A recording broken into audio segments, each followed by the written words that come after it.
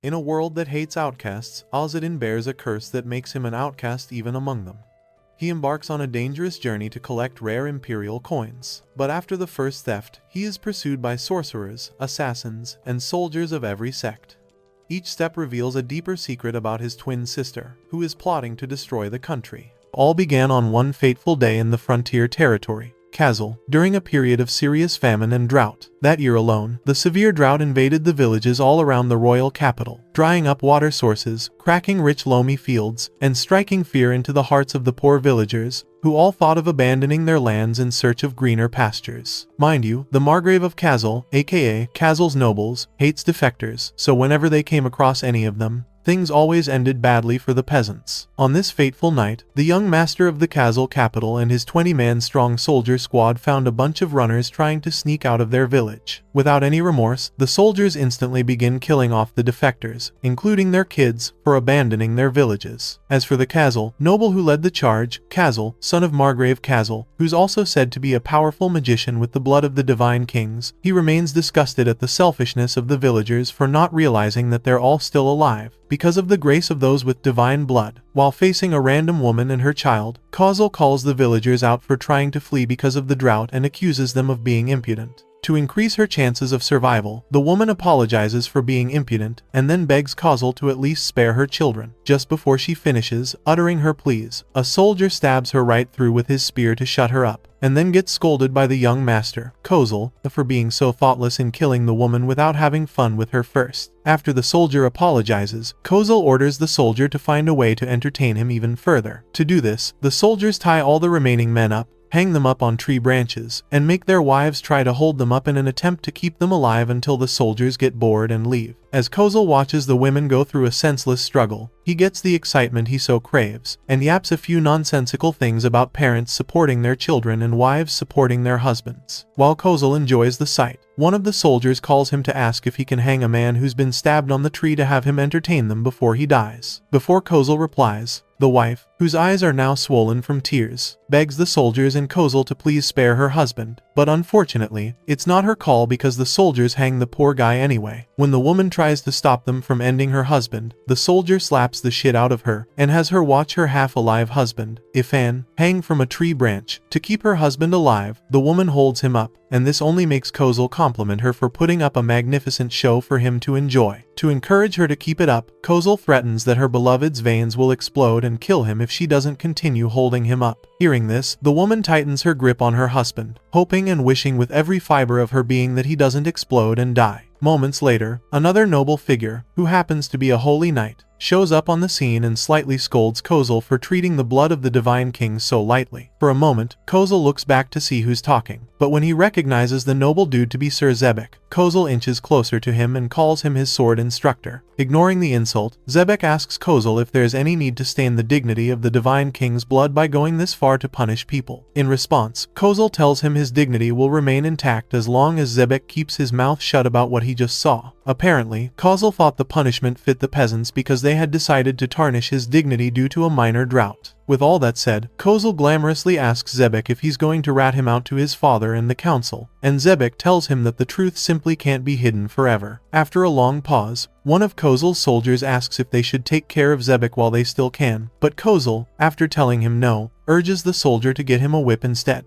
Once he gets the whip, Kazel beats the shit out of the woman holding her husband, and the mere sight of this makes Xebec's skin crawl. Eventually, when Kazel's done beating the hell out of the poor woman, he lets out a satisfying laugh and enjoys the terrifying sight of the miserable woman clinging to her husband's hanging body. Upon staring at the bodies for a few more minutes, Kazel finally gets bored, so he leaves the scene with his soldiers and advises his teacher, Xebec, who's downtrodden, to smile a little since he's just enjoying life. Hours later, by evening time, Ifan, the miserable woman's husband, calls his wife, Safia, who's still holding on to him, and apologizes for misleading her into this tragedy, after which, he urges her to run for dear life. Refusing to leave her husband to the terrible fate, Safia holds on to Ifan, who holds a special coin with a weird symbol on it, and assures him that the Emperor's heralds will soon come to rescue them. Some hours later, by nightfall, Safia collapses from exhaustion. Thankfully, before she dies of thirst and starvation, Xebec shows up after sneaking out of camp and puts some water in her mouth. Before long, Safia wakes up and squints her cloudy eyes to see who just helped her survive. To preserve her strength, Xebec urges her to keep quiet and then asks if she can eat. When she stays silent, Xebec feeds Safia with some good soup and lays her to rest on the ground near her husband's hang site. By sunrise, Safia wakes up to see Xebec standing and keeping watch right beside her. To avoid getting caught, he explains his situation to her and tells her that he must leave soon, so he won't get punished by the ruthless young master if he's discovered. As for her fiancé, Xebec advises her not to hold on to him any longer, because poor bro is already long gone. Refusing to accept the reality of her situation, Safia drops the stick Xebec used to hold Ifan's body up,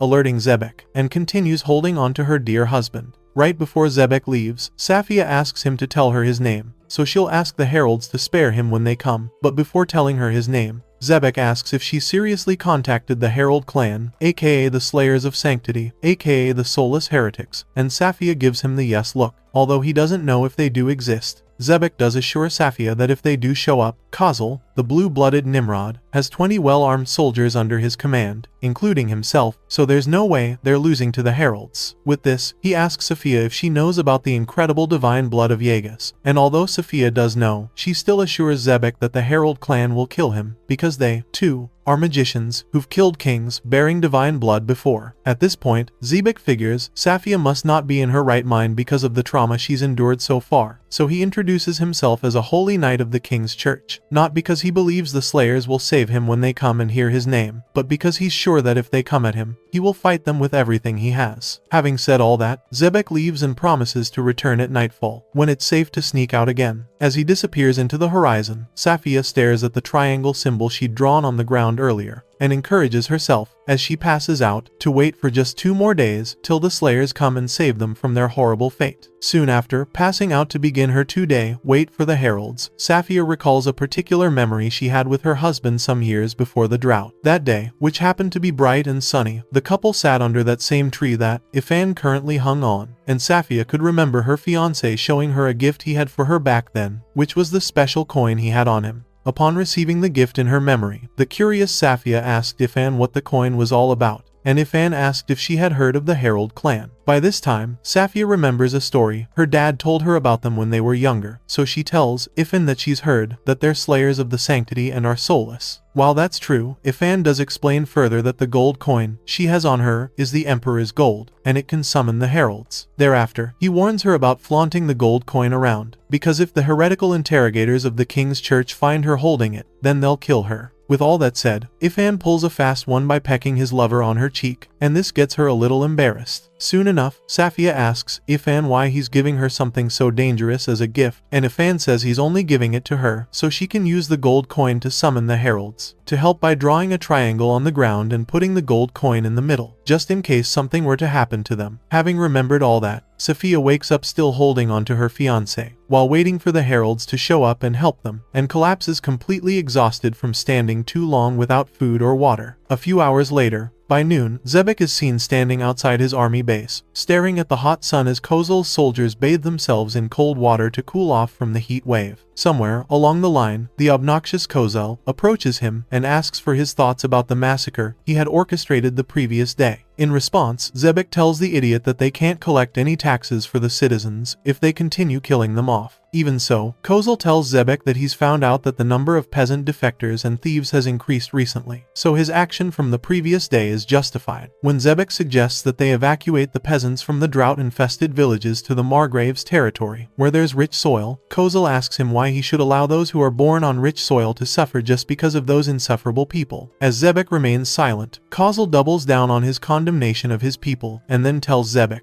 who talks about agriculture depending on individual skill, that agriculture actually depends on soil, climate, and the king's light, which is what they were all taught by the king and the church. Furthermore, he explains that the reason why the peasants are facing a drought must be because they were unfaithful toward the king's church, leaving Xebec confused and short of words to actually say. Eventually, after yapping some other stupid facts about humans getting the soil rich, and others causing the drought, Kozel further justifies his massacre by telling Xebec that he's only punishing the sinners who caused the drought in the first place, hence, saving the people in the process. With all that said, Kozel dares Xebec to go against his orders to try to save the damned, and then leaves the stunned knight shortly after. For hours, Xebec stays silent and stares into the skies, as he tries to wrap his head around what his life has become. When the sun starts setting, he sneaks out of camp again to visit his new friends, Safia and her hubby, Ifan, by the tree where he left them. Getting there, he finds the unconscious bodies of Safia and Ifan around the tree, and suddenly realizes that nothing matters anymore, because, even if the heralds come now, it's all for nothing. As Xebec turns back to leave, a dark person appears behind him and presses the tip of his sword against his neck, urging him not to turn around if he wants to live. Almost instantly, Xebec realizes he must be dealing with a ghost, so he asks the guy if he's truly a herald, and the person behind confirms that he island. Thereafter, he asks Xebec if he's a knight or a rescuer, and Xebec tells him his full identity. Following this, the herald asks Xebec if he's contracted to them, noting just how interesting things will be if that's the case. But then Xebec, pissed by the thought, angrily asks the herald if he's trying to humiliate him. Sensing Xebec's anger, the herald thinks a little, and then figures that Safia must be his contractor. Unfortunately, since she's already dead, the herald says he's earned himself a free gold coin, and then asks Xebec to tell him if he knows what's going on. Before telling him anything, Xebec urges the herald to sheath his sword and put some distance between them, and so, the herald does the needful. While Xebec thinks about the possibility of the herald being a phantom, the herald says a few things about Xebec's battle confidence and tells him to show some grit next time he's ambushed like that, since he claims to be a holy knight from the king's church. Soon after ignoring all that rambling, Xebec asks the herald if he's a mage, but the herald says that while everyone in his clan is a mage, he, on the other hand, isn't one of them. Just to confirm, Xebec, who's confused, asks the herald if whatever voodoo he just conjured earlier was from magic, but then the herald tells Xebec that it's quite hard to distinguish a superhuman-like physical power from magic. Although the poor knight is still confused by the herald's answer, he moves on to ask for his name and rank. For a moment, the herald remains hesitant to tell him shit.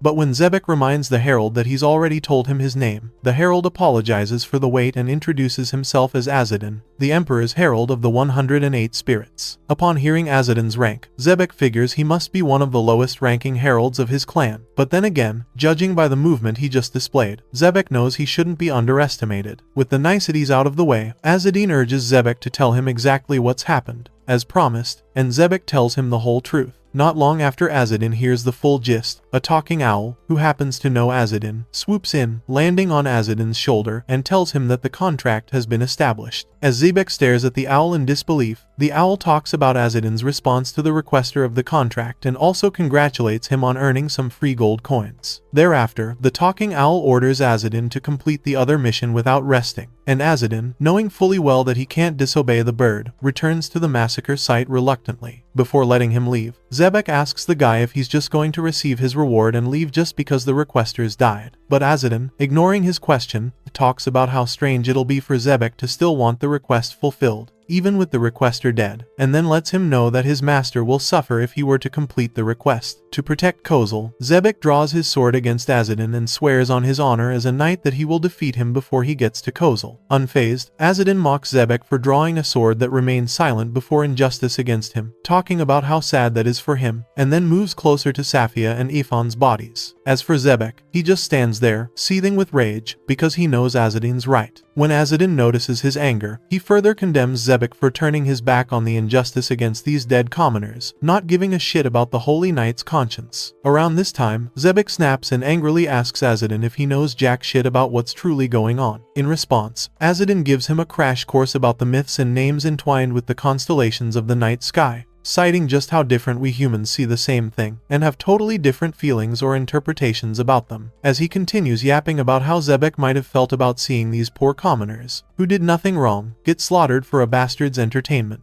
Azadin cuts Ifan down and tells Xebec, who's condemned himself to be a coward and a freaking loser, that he doesn't wish to fight him at all. So, while Xebec continues reminding himself about how, as a holy knight, he must revere those who carry the bloodline of the Divine King, Azadin assures him that as long as he feels pity for Safia, his contractor, and her fiancé, then his sword is no enemy of his. With that said, Azadin carries Ifan and Safia's corpses on his shoulders and asks Xebec if he has a shovel. Confused, Xebec asks him if he's planning to bury Ifan and Safia, and Azadin tells him that he'll hold a funeral for them. By this time, Xebec figures that if Kozel wishes for these people to be hanged and turned into the undead, then burying them is practically the same as challenging the little prick. Realizing that Xebec doesn't have a shovel, Azadin gets on his knees and starts digging a grave for Ifan and his beloved. Seeing this, Xebec also does the same, and the duo digs graves for both corpses for a few hours at best. By nightfall, Xebec and Azadin successfully bury the couple side by side, and Azadin offers final prayers for their safe passage to the afterlife.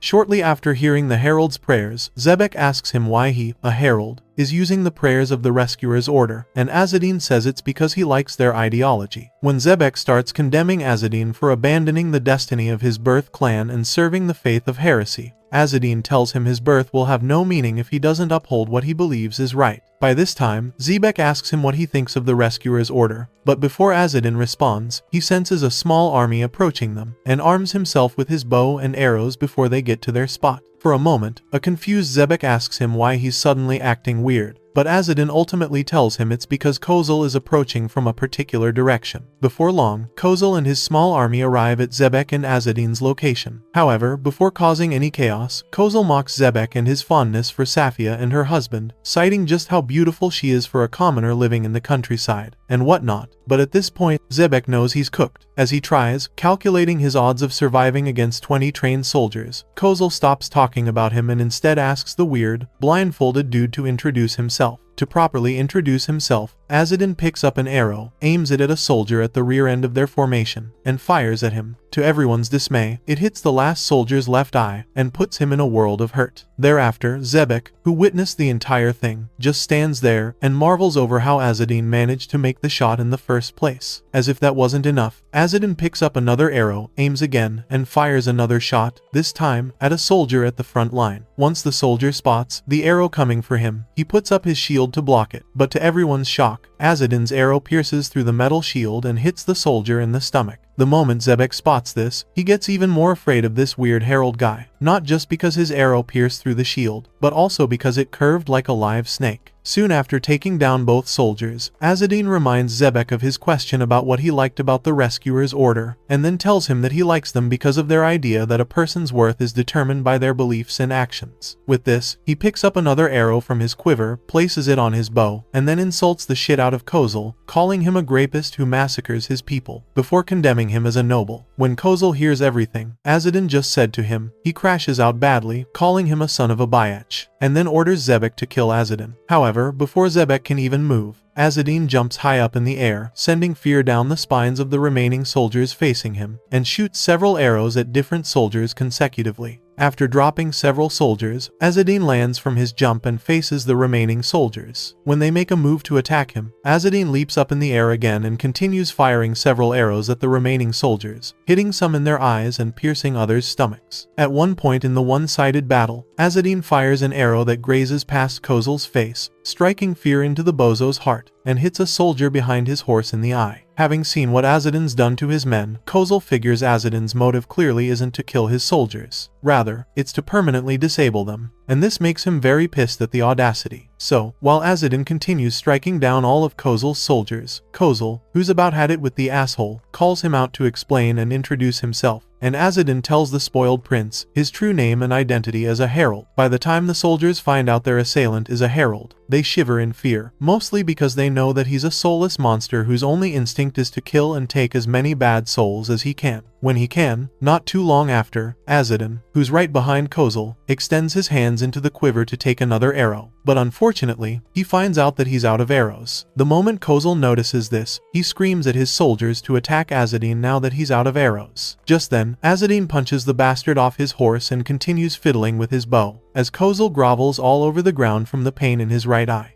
Soon after, Azadin gets surrounded by the remaining soldiers and is attacked from behind. The moment his first attacker takes a swing at him, Azadin dodges the swing and knocks the guy out cold with just a single punch. Moments later, he picks up the soldier's sword while yapping about decreasing the soldier count with his arrows, and challenges any other brave soldiers to come at him, if they can. Right before the chaos begins, Azadin suddenly remembers something he nearly forgot about, stands the sword, and then talks a little bit about his owl. As soon as he's done with his chat, Azadin gets right back to fighting the soldiers and eventually ends up disabling every single one of them. A few minutes after incapacitating all the soldiers, Azadin walks through the battlefield, holding the bloodied sword, and faces his final enemy, the useless piece of shit, Kozel. Upon exchanging pleasantries with the injured young master, Azadin calls him trash who inflicts pain on innocent people, and slowly trails the bastard while he tries to run away. In a last-minute effort to save himself, Kozel uses a lackluster illumination spell to conjure up a blinding light, hoping it'll somehow blind Azadin, who's blindfolded. Although his useless illumination spell works on blinding the remainder of his small army, Azadin, on the other hand, remains unfazed. Right after unleashing his illumination magic, Kozel tells Azadin that the magic that he just conjured is more than enough proof that noble blood, incomparable to his, flows within him. Tired of witnessing his whims, Azadin slashes Kozel's balls in one single strike, and this makes Kozel nearly die from the pain of having his 2 jingle bells cut off. Aside from the physical pain he felt at that instant, Kozel just lost his manly ability to truly enjoy his life. So, while the guy writhes in understandable pain, he screams at Azadin, demanding to know what the hell the bastard's done to him. But then, Azadin, after calling him a retard,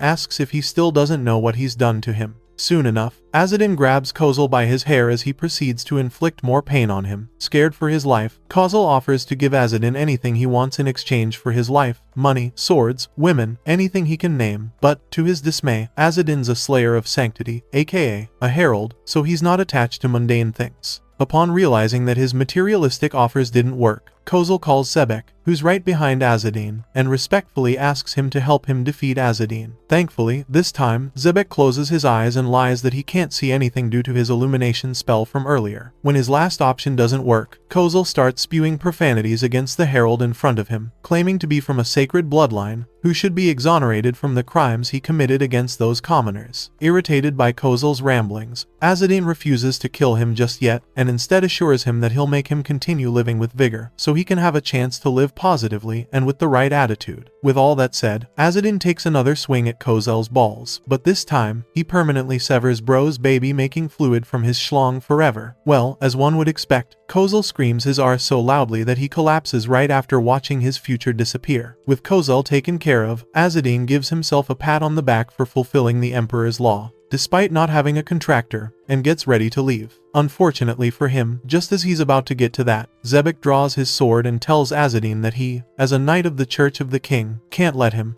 a herald, leave just like that, no matter how righteous his deeds are. Seeing this, Azadin sighs and throws a snide remark at Zebek, comparing him to the other knights of the Church of the King. But then Zebek, who knows he's being insulted, asks Azadin if he's trying to be slick. To avoid rubbing Zebek the wrong way, Azadin assures him that he was only trying to praise him, because he knows that the other knights of the Church of the King are all assholes chased from their homes because of their inheritance issues. As Zebek dismisses that weird discussion, Azadin, who's about to disappear, asks him if he'll be able to follow his phantom-like silhouette after he disappears. Before Zebek can blink, Azadin tells Zebek to meet him again in the future, if fate wills it, and then disappears into thin air. In the aftermath of the battle, Zebek sees the horrible state of Kozel and his so-called soldiers, and eventually acknowledges just how powerful Azadin of the Herald clan actually island. Rather than defeating Azadin, everyone was left with permanent losses instead. About what Azadin told him about the other knights being assholes with daddy issues, Zebek figures that he's actually right, as the logic also applies to him. For all it's worth, though, Zebek rests easy because his conscience is now clearer, and returns to cleaning up the mess Azadin made. In the meantime, Margrave Kazel is seen in his palace, having a meeting with a bunch of commoners, who all get on their knees, and beg him to exempt them from taxes for the rest of the year. When Kazel asks them why they're asking for such, they tell him it's because their people are either running away, starving to death, or becoming thieves and monsters. With these impertinent things happening, they politely tell their leader that they can't even afford to feed themselves this year, talk less of paying the exorbitant taxes, and urge him to exempt them so they can recover their losses. Having heard their woes, Kazel condemns them for being shameless, and says a few condescending things to the poor commoners for simply doing their due diligence. In an attempt to soothe his cold heart, one of the commoners begs for his mercy, citing that they're at their wits' end, and Kazel, who has a little bit of mercy on them, tells them that he will provide relief if they wish. Shocked, the commoners ask Kazel if he's serious about providing relief, but then Kazel says that he can only do that on the condition that they help him find something. However, should they fail to retrieve the said item, Kazel tells them they'll be hanged. After a brief silence, he then clears the air by urging them not to get scared for their life because the item he wants them to find is nothing more than a single page. With this, he summons a grimoire out of nowhere and tells the commoners about its nature. Confused, the commoners remind the king that they're all ignorant of magic and do not know of such things. Even so, Kazel tells them that people like them will still be able to find the page he's searching for if they simply wish for it. So, to seal the deal, the Margrave promises to give the commoners a large supply of wheat, barley, and oats, and also exempt their villages from taxes for 3 good years, only if they manage to bring him a grimoire that looks exactly like the one he's holding. As the commoners gasp in confusion and surprise, one of them begs Kazel to at least give them the name of the grimoire he wants them to find so they can know what they're searching for, and Kazel tells them they're searching for the Book of the Divine King. Soon after revealing the name of the book they're searching for, Kazel dismisses them and invites his personal witch snake to his chambers for her special reports. After crawling her way to the king's throne, the witch, who's currently in the form of a snake, morphs into a very beautiful human woman and calls Kazel careless for mentioning the Book of the Divine King. In his defense, Kazel tells her that since she's already searching for the grimoire, inciting rumors across the continent, he feels it would be wiser to find even a single page before then. Right after the small talk, Kazel urges the witch to spill out everything she has to say. And almost instantly, the witch, who's now taken the form of a beautiful human female, tells him that his young son, Kozel, has fallen victim to an attack in the eastern part of the continent. Just as she's about to explain further, Kazel interrupts and assures her that Kozel will never fall so easily, because Zebek is with him as well. However, when the witch tells Kazel that a herald nutted his son, Kazel stares at her curiously. Soon enough, the witch continues yapping about them, needing the Book of the Divine King to free them of the curse of their duty. Ultimately, Kazel asks if Kozel's dead, but then the witch only tells him that the herald blinded both his eyes and cut his ball sack off. With that said, she asks Kazel what his next course of action is, and he tells her to send soldiers to the herald's vicinity so they can kill off their clan. As the duo discusses which faction to send for the mission, Kazel draws the witch closer to his throne, places her on his lap, and caresses her soft body. While he stares lustfully into the witch's eyes, Kazel tells her he's going to make another one by nutting in her that night, since Kozel's already useless, and the witch melts instantly under his gaze. Elsewhere, Azadin travels through a humid desert to get to his clan's HQ, but then runs out of drinkable water on his way there. Soon enough, the poor guy starts complaining about dying of thirst, so he turns to the talking owl on his shoulder and scolds him for putting on a show. When the talking owl calls him out for insulting the emperor's mouth, Azadin tells it that the emperor's meaningless death is what's making people despise heralds all over the world. Also, since the owl put on a show for the contractors, he wasn't able to pack anything useful before running to come save the contractors. And now, because of that, he's going to die of thirst and starvation. Just as he's about to continue yapping, the souls of those who were hanged by Kazel appear before him in the desert to thank him for avenging their deaths. Recognizing them, Azadin greets them, reminds them of how dangerous the land is for fresh souls, and then urges them to move on to the afterlife since he's already repaid their grudges. Before doing that, however, the souls of Safia and Ifan, her hubby, point Azadin to a well nearby, and Azadin, thinking they wanted to give him water, subtly thanks them for the thought. Soon after, he gets to the well, pulls the pulley, hoping to get some drinkable water, and, to his dismay, ends up pulling up a bucket full of sand with a weird page from a book embedded in it. Before the main story continues, a cutscene is shown to explain the history and origins of the Herald clan. Apparently, the Herald clan, formerly known as the Aragasa, crossed a massive typhoon from another continent and landed on the Wybris continent, which is currently where this story takes place. During that time, 8 divine kings of the Yaegas family ruled over the 8 major cities of the continent. Over time, however, one person monopolized all 8 thrones by subjugating the other 7 holy kings, who were brothers at the time, to become the emperor of the Yaeslat family. In an attempt to get rid of the remnants of the deceased holy kings to tie up loose ends, the emperor met with the Aragasa clan, the visitors, who needed land to settle, and gave them a grimoire titled The Song of the Yellow Bird, alongside a spirit called the Emperor's Voice, in exchange for signing a contract to become his heralds. Once the deal was done, the Aragasa clan became the emperor's assassins and executed wicked nobles who went against the emperor's law. Back then, the citizens of Wybris believed the heralds were committing the most horrific sin, all because of their immense faith in the afterlife. As a result, the emperor eventually died, and his kingdom was subsequently divided into 8 separate kingdoms again. In the aftermath of the emperor's death, the Aragasa were already despised by the Wybris people, so they fell and were called soulless heralds. When the heralds tried to break free of the emperor's contract, seeing as the contract holder was already dead, they unfortunately found out the hard way that they were bound to serve as the emperor's heralds forever. Shortly after the history lesson ends, the scene cuts back to the moment Azadin found the book page with weird symbols on it. Upon further investigation, he realized that the page is from the Book of the Divine King, meaning he had just found the source of the emperor's power. Soon after, bidding the massacred souls farewell to the afterlife, he continues staring at the book,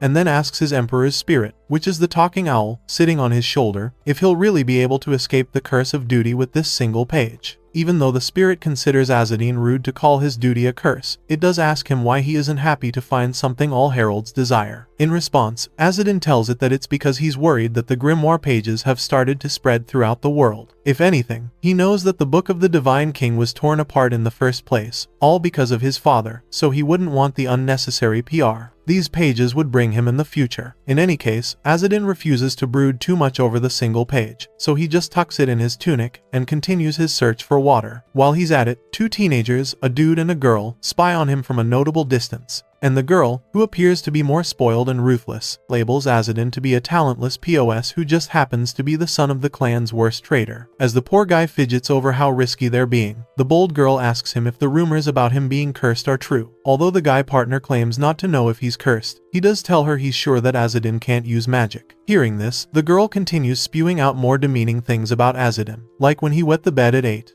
And then moves on to undermine his ability to carry out the herald's duty. Tired of her ramblings, the guy calls the spoiled girl by her name, Miss Midium, and urges her to return with him to the sanctuary since there's no need for her to waste her time with the lowest-ranking herald. Sadly, the cocky girl brat, who feels the need to test Azadine's skills, picks out 2 of her arrows and tells the guy she'll try taking him down from behind. When the guy tries to warn her, Midium, who's sure she won't lose, assures the guy that Azadine's position will be hers shortly. Just then, the guy reminds her that Azadine's the student of the fussy elder Kazas, meaning he might be stronger than they give him credit for. But even so, Midium refuses to listen to reason, as she just gets pissed at Azadine's incompetence for taking up space and keeping people like her from being heralds. So, after removing the arrowheads from both arrows, to avoid killing Azadine, Midium aims and fires them at Azadine. Seconds later, when she peeps out to check if her arrows hit Azadine, she gets hit painfully in the forehead by a stone. Not too long after, Azadine appears before her and asks if she's the one who shot those arrows at him.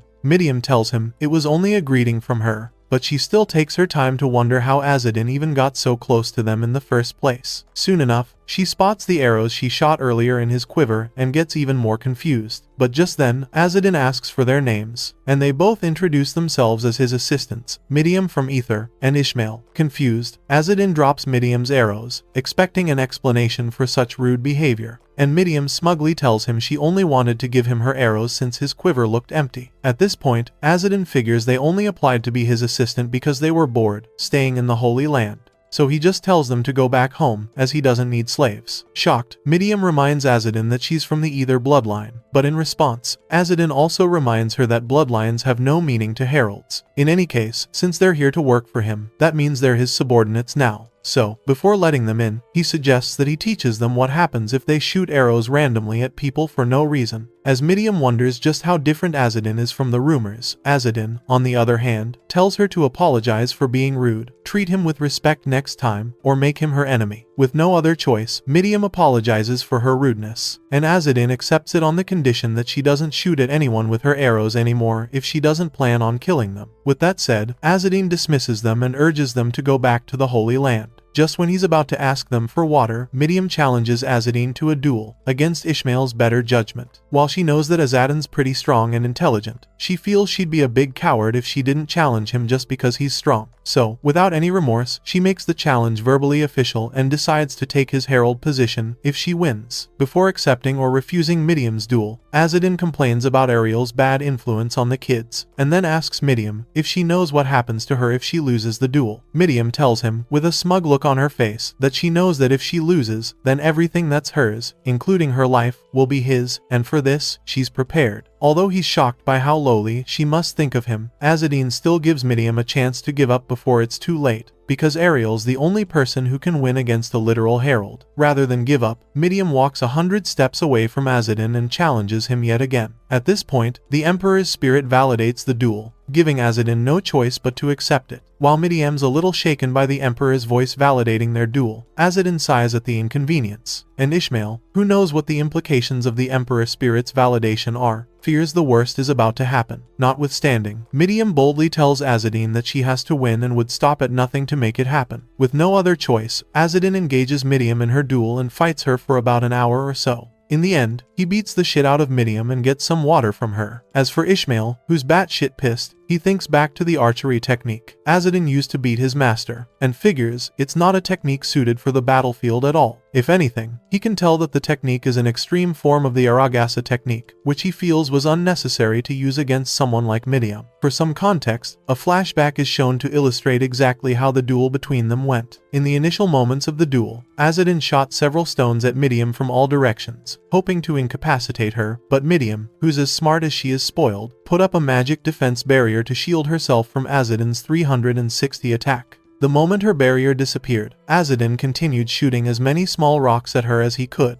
hoping to get her tired and concede defeat. But to his surprise, Midium skillfully kept on dodging and evading attack. At this point in the flashback, Ishmael wonders how Azadin was able to use the beauty of nature, a yellow crane magic attack, when people claim that he can't use magic in the first place. With no answers in sight, he continues, remembering the part in the fight where Azadin's projectiles became increasingly more powerful, forcing Midium to get on the defensive for a while. At one point in her battle of attrition, right after dodging many of Azadin's projectiles, Midium finally figures out where Azadin's hiding, so she charges straight at the rock he's at and slices him clean off, feeling so happy that her prediction was spot on. Not too long after, she soon realizes that the Azadin she slashed was only a clone, and that the real Azadin was right behind her, ready to take her down. In that moment of realization, Midium tries to put up yet another defensive barrier. Sadly, Azadin was too close for comfort, so he pushed her hand off before she set up the barrier, let her know that it's all over for her, and then knocked her out with a single punch. By this time, Ishmael gets pissed at Azadin for knocking out a child of the most noble bloodline, so he charges at the Herald, muttering profanities and talking about how unforgivable this island.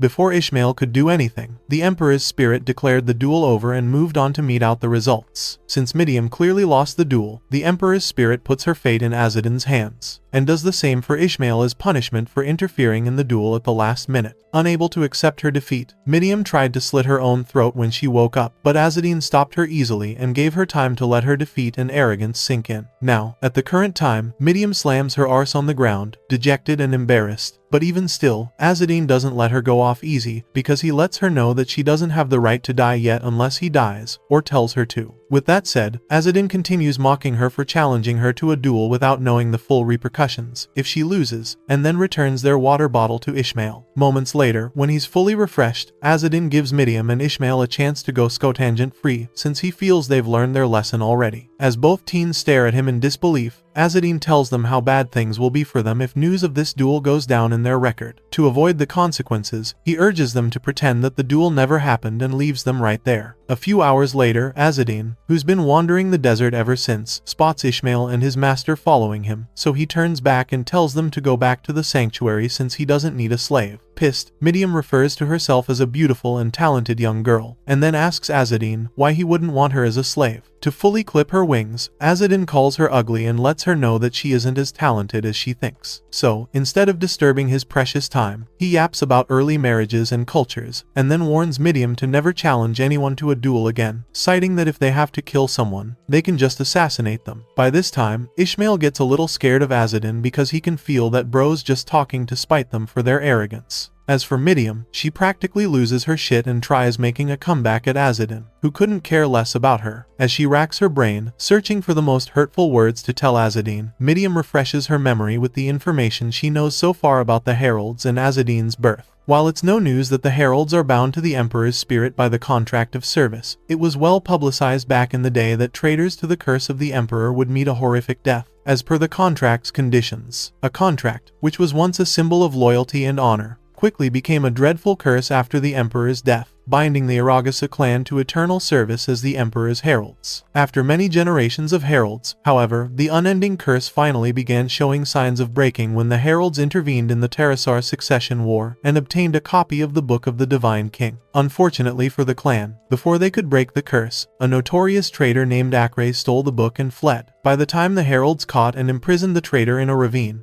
threatening to kill him with the curse and various methods if he didn't return the book he stole, their hopes were shattered when Akre revealed that he'd already scattered the book's pages in the heart of the World Mountain Range. With them, unable to recover all the pages on time, Akre became the first person in history to die from the curse of the contract. Some years before his death, However, the curse's effect on his body somehow made him able to give birth to twin siblings using his male body, and that's how Azadin and his twin sister, Ariel, were born. Amongst the two, the female, Ariel, ironically became the strongest herald in the clan's history, while Azadin was rumored to be a fool. Now that she's seen for herself just how wrong the rumors are, pissed, Midiam cussed out the bastard who spread such an absurd rumor, before she can come up with any comeback words to get her dignity back. Azadin tells them yet again that, since he doesn't have any intention of taking them in, they shouldn't follow him again. Albeit embarrassed, Midiam tells him they're only going his way because they have a letter from the regional head of Salisma to deliver to him. Tired, Azadin collects the sealed letter from the teenage girl, rips it open, and reads its contents.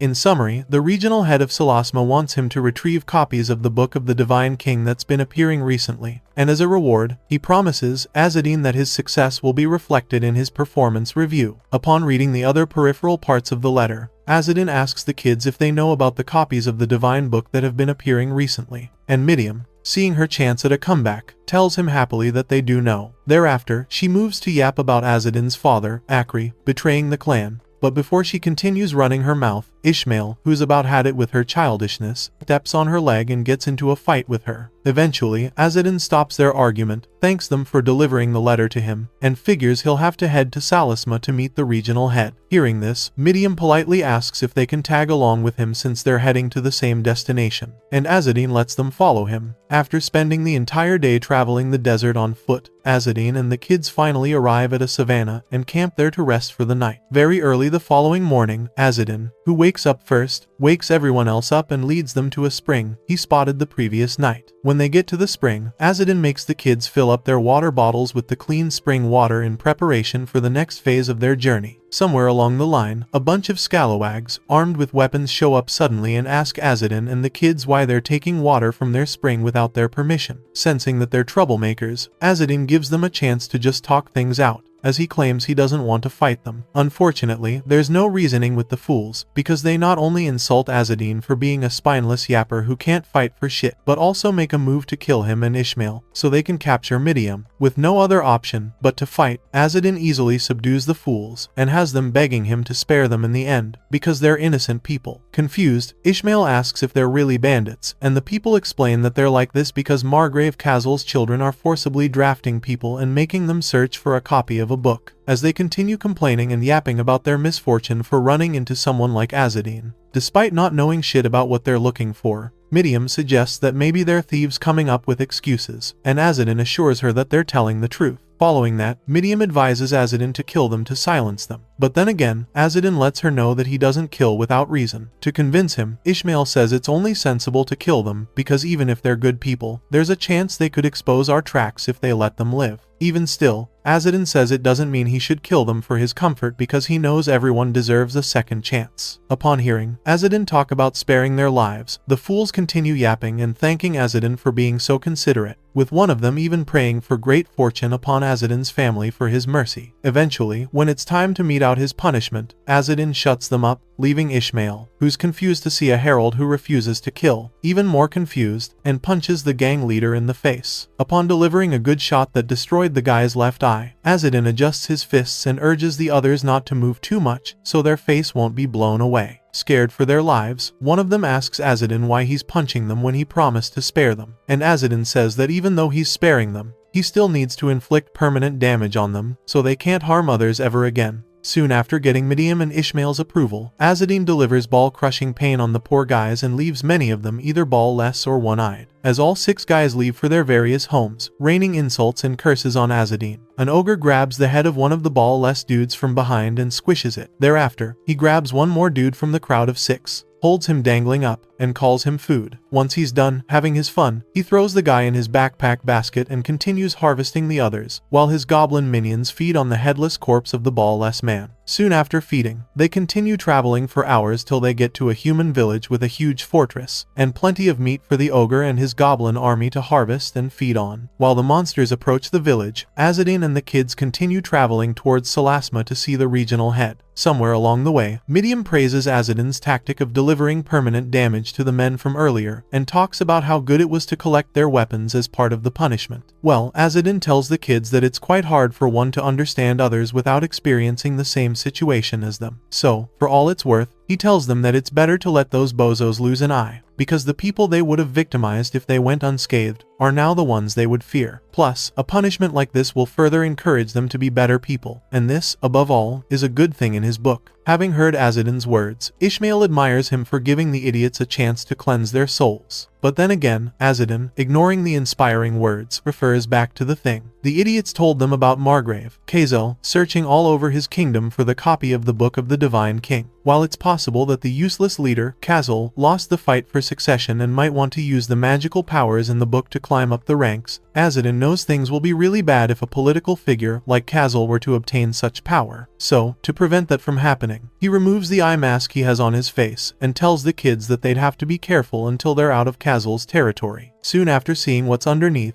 Azadin's eye mask, which happens to be pure scar skin with no eyeballs, the teens all gasp in shock, because, to their surprise, Azadin doesn't have eyes. While Azadin puts on a wretched cloak to further mask his identity, Ishmael breaks the silence by asking Azadin how he was able to navigate his way through the terrain freely, despite being unable to see, and Azadin tells them that even he doesn't know. Apparently, Bro was born without eyeballs, and has been able to see without them for as long as he can remember. Some moments later, Azadin spots Midiam, acting all weird and quiet, so he allows her to speak her mind if she has something to say. Well, Midiam tells him he'd look much better if she believed he was really hot, and then suffered an accident that cost him his eyes. Following this, she says something a bit rude about Azadin's face, and Ishmael calls her out. Unable to hide the truth behind the scar on his face anymore, Azadin ultimately tells the kids that his sister sliced through his face and gave him the scar back when he was younger, because she felt it would look more normal if people believed that the wound that healed into a scar was what damaged his eyes in the first place. Thanks to that narrative, Azadin was able to pretend like he was blind and didn't face any problems when he was alone. Hearing this, Midiam urges Azadin to pretend like he's blind to sell their disguise even better, and Azadin, having no issues with that, goes with her sentiment. After a few more hours of traveling, however, the trio arrives at the gateway to the East Village, the one the ogre and his monster army saw earlier, and continues walking toward it till they eventually join the long line of people looking to also pass through the same gates. Right after joining the line, pretending to be travelers and pilgrims, Azadin urges the yapping Midiam and Ishmael to stop overyapping and instead play their parts right so the soldiers up front don't suspect anything. However, when Azadin spots the front soldiers harassing the merchants and travelers, he calls Ishmael puppy eyes and then asks him if the soldiers were such assholes the last time he was there. As they watch the soldiers steal some of the travelers' belongings, Midiam subtly tells Azadin that they're stealing, and Ishmael says things weren't that bad the last time he was there, while Azadin tries figuring out what might be causing the ruckus, which is most likely the Book of the Divine King. A random traveler approaches him after seeing the state of his eyes and asks if he's truly blind. Once Azadin tells him yes and also introduces the orphans behind him, the traveler sympathizes with him, but then Azadin, refusing to waste unnecessary time, asks him to explain what's going on. The traveler then tells him about the rumors surrounding the copies of the Book of the Divine King, including the part about Azadin's father making copies after stealing it, and adds that Kazel's other bastards are hunting for the copies as they speak. By this time, Azadin realizes there are more bastards like Kazel, but still notes that this development just might be a bit annoying for him to deal with. Around that same time, a poor traveler at the front of the line screams at the soldiers for taking his family's feeding money, when they claim to be looking for the Book of the Divine King. To shut the poor guy up, the soldiers punched him to the ground and gave some bullshit excuse as to why they needed his money. Before long, the man's daughter, Cosette, steps in front of her dad to defend him from the soldiers and commands the soldiers to return their money. Irritated by Cosette's attitude, the cowardly soldiers all gang up against the poor girl and threaten to beat her up. Luckily for her, the man gets back on his feet and protects his kid from these pathetic soldiers, calling them violent and idiotic for threatening a young child. Pissed by the disrespect, one of the idiots punches him really hard in the stomach, warns him to raise his child better, and then moves on to the next person to avoid causing a scene. At this point, Ishmael and Midiam, who are already irritated, ask Azadin for permission to fight these bastards, but Azadin, noticing something different, urges them to wait first. Before long, a commoner shows up and whispers something to one of the guards. Seconds later, some of the guards and commoners pack up their stuff and begin running inside the gates. Confused, those behind the line start asking each other what the commotion is all about. When Azadin tells them that an ogre was spotted nearby, the remaining crowd gasps in shock, because as of that point, the cowardly soldiers had already closed the gates. As soon as the others notice this, the entire place is thrown into chaos, as many abandoned travelers beg the soldiers to reopen the gates so they can have have a chance to survive. In the meantime, one of Kazel's bastard sons, Tarkiev,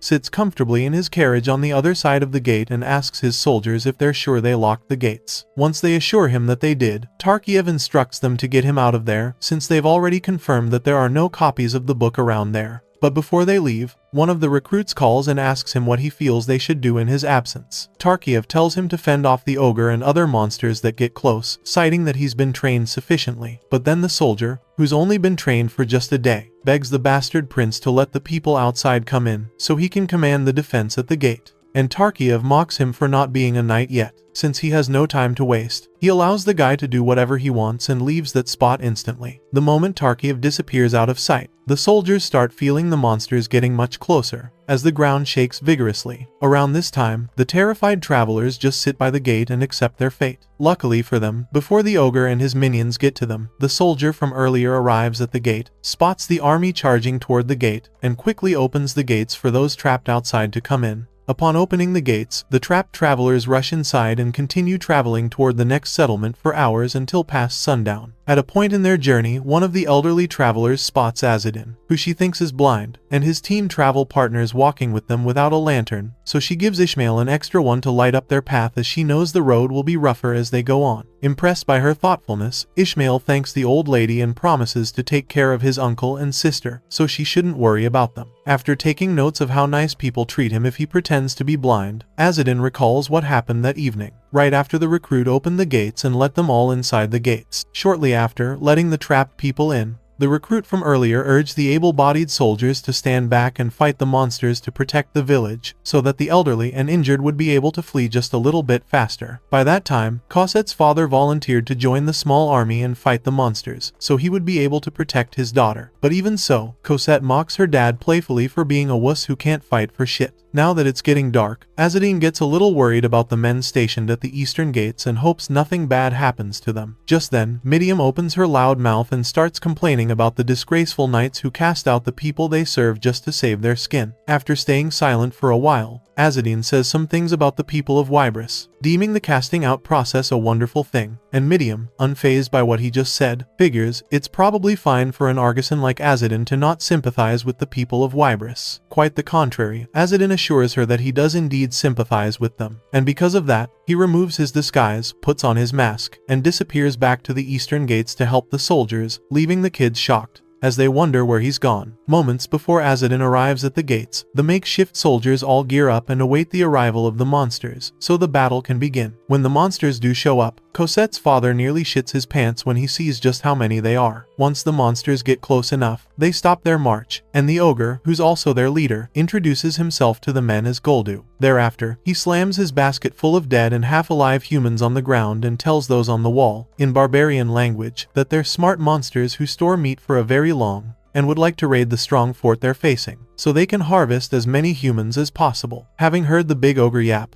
the captain realizes that the ogre's the leader of the monster army, so he orders his men to shoot as many arrows as they can at him, and almost immediately, the entire fort starts shooting countless arrows at the big guy before their gate. Amid all the confusion and chaos, a goblin magician hiding behind the basket orders the other goblins to take this chance to break through the gate, since they're not being targeted yet, and so the other goblins charge at the gate to destroy it. Seeing this, the captain instantly orders all their foot soldiers to protect the gate by shooting the monsters near them, and the men waste no time following his orders. When the smaller monsters eventually get to the gates, Goldu, who's now being left alone, picks up a huge rock and throws it at the large wooden doors. After the first hit, the men behind the gate do their best to hold it down, so they can keep the useless goblins out. As for the archers remaining on the fort, including Cosette's father, they continue shooting more arrows onto the fields below them to kill more monsters, with Cosette's father hoping with every fiber of his being that his daughter is long gone by now. As the battle rages on, the magician goblin's wand glows golden yellow, signaling that the wand has just reacted to the Book of the Divine King being in proximity. However, just as the magician goblin's about to broadcast this information to his buddies on the battlefield, Azadin arrives in the nick of time and knocks him out cold. Following that, he leaps high up mid-air, spots Goldu aiming and throws another huge rock toward Cosette's father's direction, and quickly rushes toward their spot on the wall to save them from getting crushed. After managing to get them out of the rock's path, Azadin drops them and assures them that he'll be helping them defend the gate as well. When the captain of the makeshift soldiers demands to know who he is, Azadin tells him that he's just a passing herald of the emperor and returns to battle, leaving the captain and the rest of his men shocked that a herald's actually helping them out. Moments before landing on the ground, Azadin shoots 2 arrows into Goldu's eyes, blinding them forever, and then leaves the dumb monster in a world of hurt. As the enraged ogre runs through the battlefield, threatening to kill everyone on there, Azadin lands on top of his head and steers him toward his own army, so he can trample and kill most of them instead. While the clueless, blind Goldu continues trampling on his own men, Azadin continues shooting arrows at the stragglers, much to the surprise of the men on the wall, and ends up killing off as many of them as he can to reduce their numbers to the bare minimum. Along the line, the ogre's basket topples over, and Azadin gets to see one of the muggers from before slowly crawling his way out of the basket of rotting corpses. Not too long after, the magician goblin he knocked out earlier suddenly regains consciousness, and, while saying some incomprehensible nonsense about the Book of the Divine King, slowly begins morphing his form into a much horrible monster he calls the King of the Fang. A few seconds later, the magician goblin transforms into a nightmarish monster covered in malicious fangs that even makes Azadin a little concerned, and arms itself for a fight. After the transformation is complete, the magician goblin, now a fanged monster, charges at Goldu and Azadin and pounces on both of them. Upon spotting the fanged monster's attack from a distance, Azadin jumps off Goldu's head, saving himself, and leaves the blinded, bigger ogre vulnerable to the fanged monster's attack. In just a few seconds, the fanged monster wraps its huge mouth around Goldu's body, causing the once big and bad Goldu to scream at the top of his lungs, and gradually starts consuming him whole. As Goldu feels his every bone and muscle crunching under the fanged monster's bite force, he complains over how painful the experience is until the fanged monster eventually finishes his meal. Soon after, the monster turns toward Azadin, who's now back on the ground, and waits till it fully digests Goldu before attacking him. Meanwhile, the men atop the defense wall recognize the fanged monster to be the godkin Kurt, aka the King of Fangs, and Azadin corroborates their thoughts as well. Once the monster's done digesting Goldu, the magician goblin retains its sentient goblin form, pops out of a part of the fanged monster's skin, holding its glowing wand, and then points a single beam of the glowing stone on its wand at Azadin's chest. Before long, the page from the Book of the Divine King, which Azadin had kept safe in his tunic, suddenly glows through his clothes, informing the magician that it's hidden there. And the magician, seeing this, instantly orders Azadin, whom he mistakes as a servant of Yega's, to give him the page so he can kill him quickly without pain. Just as the hideous fool is about finishing its sentence, Azadin shoots his last arrow at it, and pisses off the monster while he's at it. Soon enough, Azadin, while wondering whether the light from the glow stick earlier was pointing to the Book of the Divine King, is attacked by the fanged monster. But luckily for him, he dodges in time. As he wonders why these monsters are searching for the Book of the Divine King, the fanged monster continues attacking him from all sides, and he keeps on dodging every single attack like clockwork. Eventually, the fanged monster gets super pissed at the impudent Azadin for being so light on his feet, so it unleashes a wide-range attack, killing off a few goblins, all just to get to Azadin and kill him more quickly. Right after dodging the wide-area attack yet again, Azadin grabs a random sword near him and quickly swings it to cut off the fangs on the fanged tentacles looking to attack him. While he's at it, he throws a few snide remarks at the monster's fangs to further piss it off. And the negative IQ monster, who's obviously pissed, starts proclaiming itself to be the one true king of the fangs. Irritated, Azadin lets the monster know that it's only a worthless copycat made by the king of fangs, and then lunges forward to continue cutting off the fanged monster's tentacles. Unfortunately for him, some of the acid from the fanged monster stains the steel blade of Azadin's sword, and it instantly corrodes it. Upon realizing that his sword is now useless, Azadin leaves the sword behind and continues evading the attacks, all while thinking about how stupid he is to be doing this without receiving gold coins. At this point in the battle, the captain of the small army on the wall instructs his men to fire their arrows at the fanged monster, claiming that they have to help that Herald clan member no matter what happens. However, after firing just a few arrows at the fanged monster, the men pause and remind their captain that they can be charged with a felony if the king's church finds out they helped a herald. Unfazed, the captain lets them know that the king's church people abandoned them in the first place, so they have no right to decide their punishment. Noticing the impasse the whole team's currently at, Cossette's dad urges the others to keep firing at the monsters, so that once they're done taking it down, they can attack the herald or whatever, and the men agree with him. Moments later, when Azadine spots the arrows flying at the monster from over the wall, he complains a little about their aim and then moves on to the next part of his attack plan. To finish off the Fang bastard, Azadine picks up some of the fangs he cut off the monster previously with the sword and throws as many as he can at the muscular flesh of the fanged monster. The moment the fanged monster starts throwing a tantrum, Azadine only mocks it for hating its fangs, and then continues hurling back at it the softest spots. In a fit of desperation, the monster proclaims itself to be a greater being again. But then Azadine, who doesn't give a shit, picks up a bigger fang for his last shot, aims it at the magician goblin's head, and cuts it off in one clean shot. As the rest of the fanged monster's body crumbles under its weight, Azadine bends to pick up the magician's wand. But just then, the captain calls him a soulless heathen, which is rude, and asks Azadine to explain why he eradicated those monsters. Without even letting him reply to their question, the other idiots start blaming him for driving the monsters to the gate in the first place, and, to nobody's surprise, they freaking believe it. So, while Azadine remains silent, most of the foolish men aim their arrows at him and get ready to fire them at poor Azadine. Luckily for them, Azadine's a calm person who's dealt with foolish clusters of people before. So, before they start a battle they can't finish, he calmly tells them that he also doesn't know why a monster appeared either. Following that, he also adds that he's fulfilling his duties according to the Emperor's golden coin because someone actually made a wish for all of them.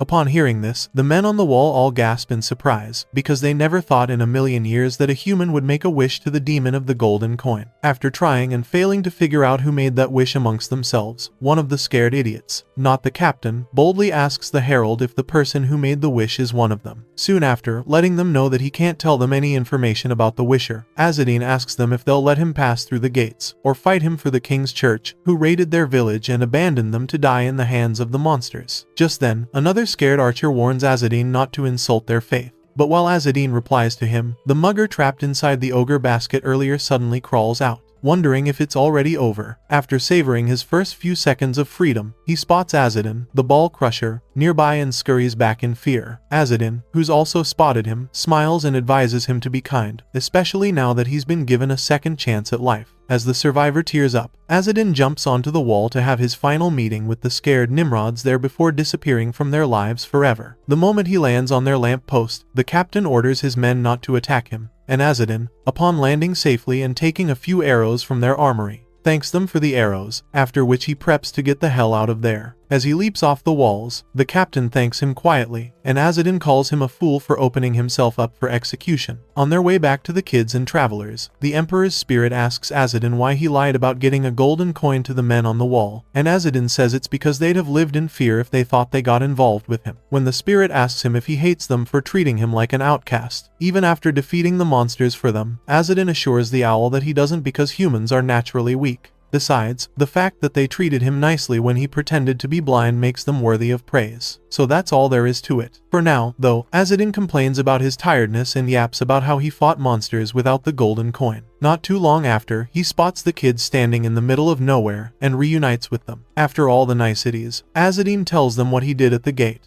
And when the kids ask him if he really defeated a Kurtkin, Azadine tells them that the monster wasn't that strong. After a brief silence, Ishmael sympathizes with him for wasting his energy fighting that monster and not even earning a gold coin. For all it's worth, Azadine says he was only following Miriam's advice to help and protect people. But then Miriam, hearing Azadine praise her for once, calls Ishmael a boring guy and starts feeling proud of herself. Soon after, Azadine asks about the evacuees they were traveling with, wondering if they really let them go. And Miriam and Ishmael say that they eventually managed to lie their way out of the crowd, since they didn't even know that all three of them were Aragasa. Following this, Miriam starts spewing nonsense about her pretty nature being the core reason why they were left alone. But Azadine lets her know that they listened because she looks like a kid, and this rubs her the wrong way because she instantly gets defensive. Once they get past the small talk, Azadine brings out Kurtkin's wand and asks Miriam if she recognizes it. Before analyzing the magic wand, Miriam gets hopeful and asks Azadine if he's already acknowledging her as his subordinate. When Azadine tells her he's only asking for a favor from her as a fellow kinsfolk, Miriam tells him he'll have to do her a favor in return, so he agrees to let her inspect the wand the next morning while she rests for the night. With that, he jumps onto a tree near them and hurriedly tells the kids, who are confused, to follow his trail. Not too long after, Azadin rejoins the evacuees traveling away from the eastern gate and meets the woman who gave them the torch earlier. After the small talk, he tells the woman that he heard shouts of victory from the village, and because of that,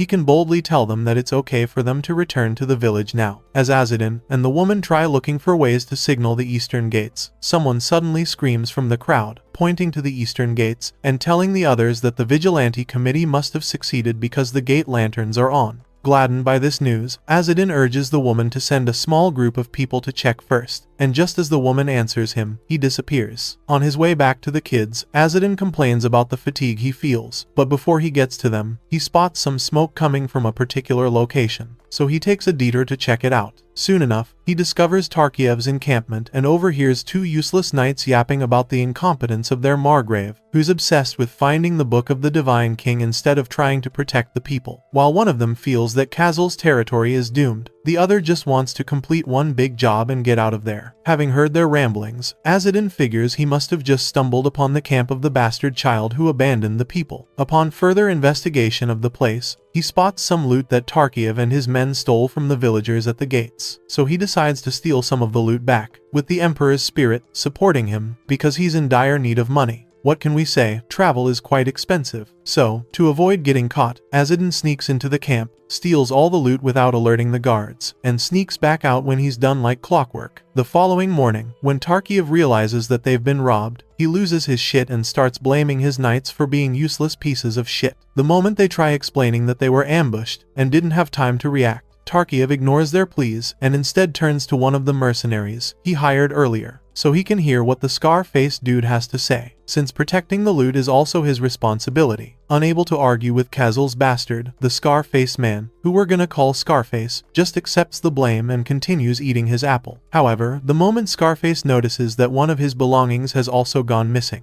he gets a little restless because he knows that this isn't the work of a mere thief. Curious, Tarkiev asks the dude to tell him what he lost. But then Scarface, irritated by the bastard, refuses to tell him anything. After Tarkiev ignores him, Scarface urges the bastard to issue a conscription order on the next village with his authority, since it's very likely that their little sneaker will go there next. Upon realizing that the closest village is a public stage station, which is managed by a noble, Tarkiev lets Scarface know that he can't be doing that because it'll be too difficult for him. Aside from that, he reminds Scarface that he's the boss in that camp, so he will not allow him to boss him around whenever he thinks he can. Having heard this, Scarface, who's about had it with Tarkiev's bradiness, tells him he's going to plunder the place in his name, and then stabs the fool in the stomach with a cursed witch knife. Once Tarkiev realizes that he's been stabbed by his henchman, he takes a few steps back and, while writhing in pain, demands to know what Scarface just did to him. As purple miasma oozes out of the stab wound, Scarface tells Tarkiev the nature of the cursed knife, and then watches, with admiration, as a witchly spider materializes out of the knife handle and burrows into Tarkiev's skin. By this time, Tarkiev knows he's in deep shit, so he starts shouting and screaming at Scarface. Soon after, waiting for a few more seconds and seeing Tarkiev fall on his knees in pain, Scarface urges him to relax because the spider in his body only gave him a little sting, nothing more. For now, though, he warns Tarkiev to listen to him very carefully, or else the spider will start laying eggs inside him, and once they hatch, Tarkiev won't like what'll happen to him. Around this time, a frustrated Tarkiev, who has no other options, painfully asks Scarface to explain what he wants from him, and Scarface, while holding his shoulder, tells him that he only wants to plunder the public stage station and capture the little rat who stole his belongings. Elsewhere, the talking spirit wakes the kids up so they can prepare for Azadin's arrival,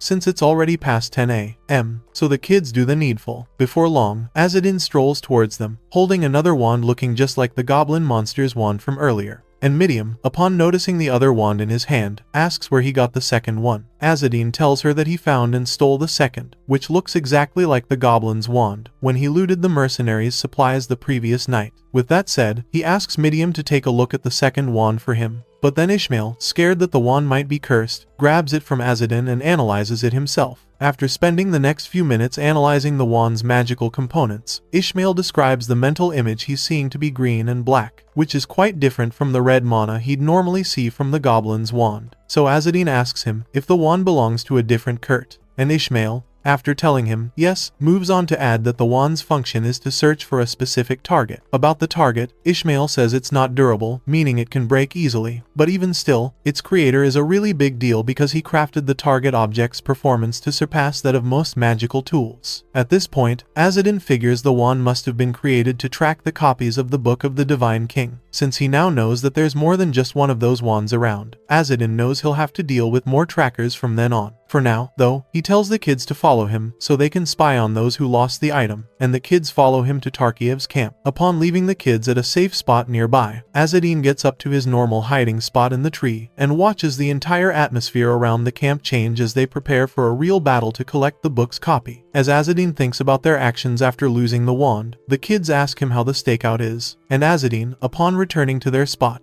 tells them that the soldiers are planning to attack the next village, which so happens to be a public stage station village. Surprised to hear this, Midium asks Azadin if these bozos have a reason to become this desperate, and Azadin tells them that they might. Following this, the trio continues traveling for hours, with Azadin touching the wand and the page to make sure they're safe, till they get to the public stage station village. When they reach the gates, the knight on duty gives Azadin special treatment just because he pretends to be a blind pilgrim and lets him in for free. Moments later, Ishmael and Midium, finally happy to take a break, spot various things like a Khorassar's peddler's wagon inside the village. But then Azadin, on the other hand, remains cautious. As Azadin and the kids continue exploring the public stage village, one of Azadin's friends, a blonde dude who also happens to stay in that village, takes a trip down memory lane to recall the first time he met and challenged young Ariel, who was not only Azadin's twin sister but also the youngest herald ever. At age 3, on that fateful day, the blonde friend, who's always been jealous of Ariel, called her a traitor and got into a fight with her to prove that he's the strongest. Soon after getting his ankle broken by Ariel herself, the blonde guy learned the hard way that Ariel was far more than just a strong individual. Having remembered that pivotal memory in his life, the blonde dude snaps back to reality and wonders how Ariel's doing currently. Just then, he hears a weird noise outside his tent, and quickly walks outside to investigate it. A few moments before the blonde dude heard the noise, however, it was revealed that Azadin and his teenage servants found their way into the heart of the Khorassar Peddlers Association in the village. For some context, the Khorassar Peddlers Association was once an association of small merchants, but, over time, it grew into a great organization that's now known within Khorassar, and is secretly run by the Herald clan as a ghost organization. Despite knowing that the majority of the association is filled with Aragasans, Azadin, who's batshit tired, wishes to lie low and sleep, so they can regain lost strength. Sadly, before he gets his chance, 3 foolish merchants recognize him as he crosses the Khorassar peddlers' wagons with the kids, and smugly call him by the weak name He Island. When Azadin refuses to indulge in their insults, the merchants spot the kids walking behind him and also talk down on them for being servants to such a weak herald. For a moment, Azadin tries to tell the merchants that the children aren't his slaves. However, when he realizes that arguing with these bozos will be a waste of his time, he switches his mood and instead asks them to help him change his traveling goat's horseshoes. To keep the snide remarks going, one of the merchants collects the goat from him and takes it to the pen. Thereafter, Azadin gives another one of them some money so he can get some Blue River arrowheads, if they're in stock, but rather than collect the money, the other 2 merchants hold him up close and condemn his position as a herald, citing that he's only a herald because Elder Cassis recommended he become one, even though he fell behind in basic training. Once they realize that Azadin isn't going to fall into their trap, they collect his money and continue trash-talking him like the bastards that they are. Soon after, Azadin tells one of them to bring him some new clothes so he can change. And, after Midium and Ishmael gossip about how bad the situation is, one of the idiots gives him a dress to wear. At this point, Azadin just tells them to cut the childish pranks, so he doesn't have to beat them to a pulp, but rather than act accordingly. The merchants flare up and start bitching around. Eventually, when Midium gets tired of their rants, she speaks up and tells them to challenge Azadin to a duel if they're so frustrated by his position.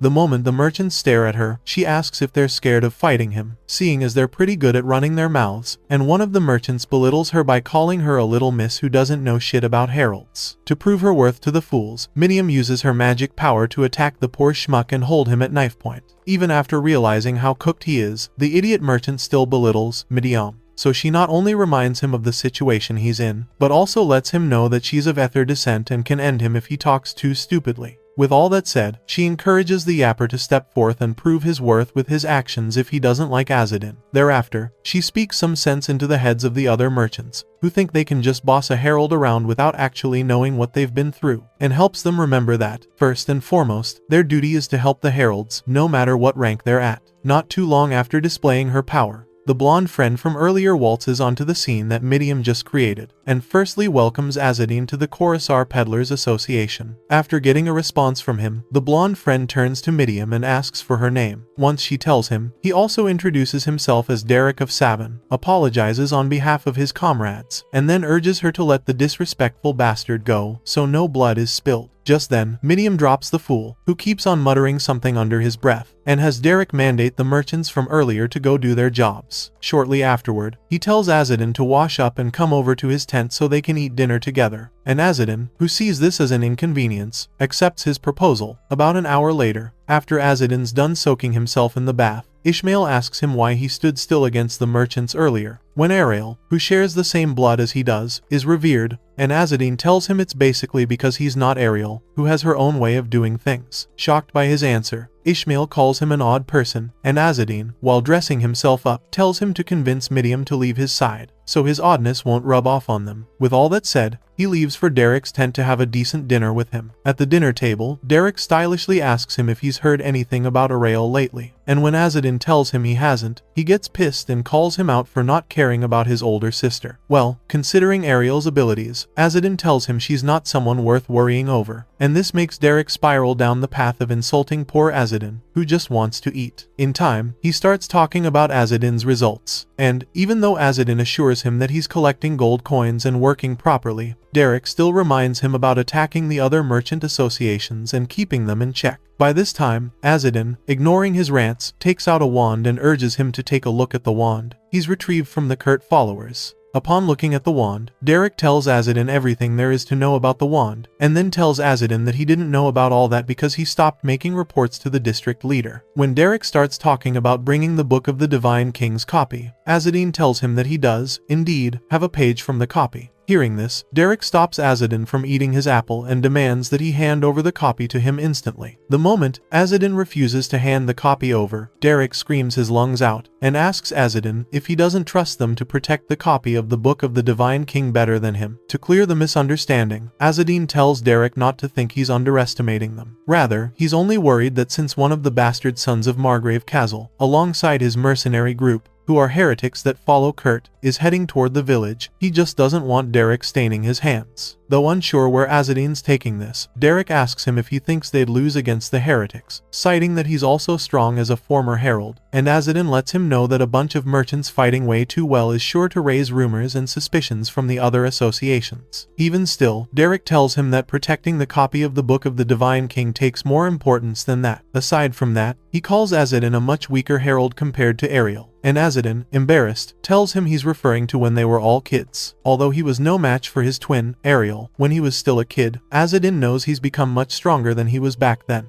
As for Ariel, who's now the strongest herald with countless followers, Azadin wonders just how much stronger she'd be now, seeing as it's been years since they last saw each other. To avoid digressing, Azadin tells Derek that he'd be handing over the copy to the regional manager himself, as he feels that'll be for the best, and Derek continues bitching around. Before long, one of the merchants reports in to inform Derek of a new development at the inner eastern gates, and Derek instantly abandons dinner to look into it. Apparently, a few hours before Derek and Azadin's dinner date, Tarkiev and his band of mercenaries approached the knights at the gates with their small army to seek passage inside so they could wage war against the public stage station. The moment the gate guards notice the sheer number of warriors looking to pass through the gates, their leader, Sir Gerund, stops them from passing through, and instructs Tarkiev and his people to camp somewhere so they can come back and process their entry the following day. Unable to do that, Tarkiev takes charge and hands Gerund a pouch of coins as a token of gratitude for all his hard work as a bribe. Just as Gerund's about to receive the bribe, Scarface, the mercenary who stabbed Tarkiev earlier, kills Gerund in an instant, and has the other mercenaries kill the remaining knights guarding the gates. Shocked, Tarkiev scolds Scarface for killing Gerund, when he wasn't supposed to die, and Scarface tells him that he only killed the man to make the raid more fun for him. Following this, the duo gets into an argument over morals, but when Scarface is done talking, he stares at his palm, releases some magic spiders from his skin pores, and blows them all on the other mercenaries. Not too long after, the mercenaries get infected by the magic spiders' powers, which burrow into their skin and morph into super mutant spider zombies, which scares the shit out of Tarkiev. Upon seeing the kind of powers Scarface possesses, Tarkiev exposes him as a curt heretic, and Scarface condemns him for being so dumb as not to notice that from the beginning. Since he now has control over more than half of Tarkiev's army, Scarface asks Tarkiev to work together with him, since it'll be like providing mutual aid to each other, so he can get his revenge in the process. When Tarkiev remains silent, as if he were reluctant to say yes, Scarface beckons to the spider embedded beneath his skin, and causes some swelling pain in his stomach, all just to remind the spoiled fool that he doesn't really have a choice in the matter. Right after subduing the bastard, Scarface turns to his new army of spider zombies and, after instructing them to restrict anyone from leaving the village, dismisses them to go get the thief. Later that evening, Cosette's father packs up his stuff and heads towards the nearest gate, so he can leave the village to be reunited with his daughter. Once he gets to the gate, he spots a crowd gathered around there and asks a passerby to explain what's wrong. The passerby then points to a bunch of weird-looking dudes, who look just like Scarface's spider zombie mercenary army, and tells Cosette's dad that those bozos aren't letting them leave the village. Around that same time, one of the frustrated travelers asks the spider zombie men why they can't leave the village, and the man tells him it's because they said so, knowing fully well that these guys don't have any right to stop them. One fella heads out anyway, since they're just mere mercenaries. But just then, one of the crazy spider zombie men grabs the fella on the head and lifts him a little bit, before reminding him that no one is allowed to leave under their watch. As the other travelers scramble for their safety, the zombie man feels a strange hunger, especially after holding the poor traveler by the head, and decides to open his large, fanged mouth, so he can devour the guy's head. Thankfully, before that happens, Azadin returns and kills off both spider zombie men with a single arrow and a spear. Not too long after, he spots little magical spiders crawling from one of the zombies' heads onto his spear, and he instantly realizes that these bozos must have been subordinates of the Spider Queen, Arthra. Not too long after discovering the Arthra spiders, Midiam and Ishmael call Azadin from a distance and ask him if he's already defeated the spider zombies. After assuring them that they aren't out of the woods yet, he instructs the brats to get to the tent nearby to get some food and water, so that the other people don't starve to death. However, just before they leave to help him out, Midiam spots one of the downed spider zombies behind Azadin get back up and calls his attention so he doesn't get killed from behind. The moment Azadin spots the spider zombie, he jumps to a safe distance to avoid an attack from it,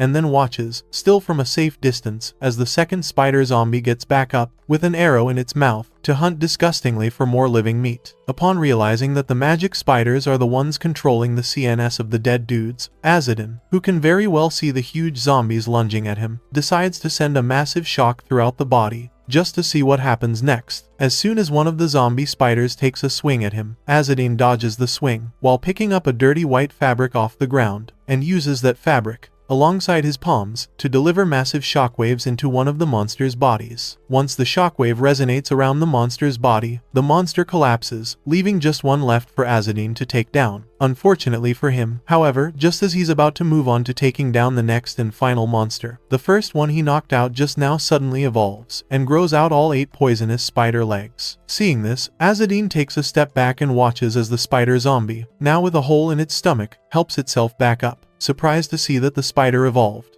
Azadin continues making other plans to take down both spiders all on his own. Just then, Midiam and Ishmael throw a fire torch at Azadin, and he catches it midair with a new plan in mind. Utilizing the torch, he waves it around himself and notices just how scared the spider zombies were of the fire, as they step back to protect themselves from the heat. Around this time, Midiam and Ishmael, both of whom have already caught on to Azadin's plan, surround the spider zombies in a ring of fire, trapping them, and Azadin praises them for a job well done. Upon watching Azadin tell the kids to protect the merchant tents, the other men around the spot all hurl fiery torches at the spider, the moment they realize that the fire's actually working on them, and burn the spider monsters to the ground. To keep those monsters from escaping the ring of fire, Azadine circles them and keeps the fire burning as brightly as possible, at least until the monsters are fully dead. Once the spider zombie monsters stop moving, the men move on to burn the remnants and rid their village of these terrifying monsters once and for all. As for Azadine, he asks the kids if they were able to get some food and water from the merchant tent earlier, and Midiam assures him, boldly, that they've got everything they could find. When Ishmael asks him if they should bring the goats over, Midiam shuts him up and tries to use this opportunity to manipulate Azadine, so he can take them in as his subordinates. Unfortunately for her, before her tactics can work, the Emperor's spirit returns from a patrol and informs Azadine that there's been a new request from another contractor. Hearing this, Azadine asks the spirit for some more information on the contractor, and the spirit tells him that the person, who happens to be at the western gates currently, just died seconds ago. Though disappointed, Azadine refuses to abandon his duty just yet, so he instructs the two kids to prepare the fire so they can get to the western gates, and he just disappears like he always does. On his way to the western gates, Azadine gets intercepted by some other spider zombie monsters, so he stops and slices through as many as he can, all just to get to the western gates in time to see his contractor. Despite having slashed the monsters multiple times, Azadine soon figures out that they never die and always keep on mutating. Not only that, their numbers keep increasing so rapidly that he fears that he won't be able to reach his contractor in time. At one point in his battle of attrition, a blue lightning arrow falls from the sky, hits one of the spider monsters, and fries the bastard to spider crunches in a jiffy. In the aftermath of the lightning strike, Midiam appears before Azadine, breathing heavily, and happily pats herself on the back for discovering the spider zombie's weakness to lightning magic. While Ishmael helps Midiam up, Azadine, who's impressed, praises her for being a real either, but still tells her not to use magic too often and rest up, so she doesn't get drained next time. At this point, Ishmael gets a little jealous of Midiam for pushing herself this much just to get accepted by him.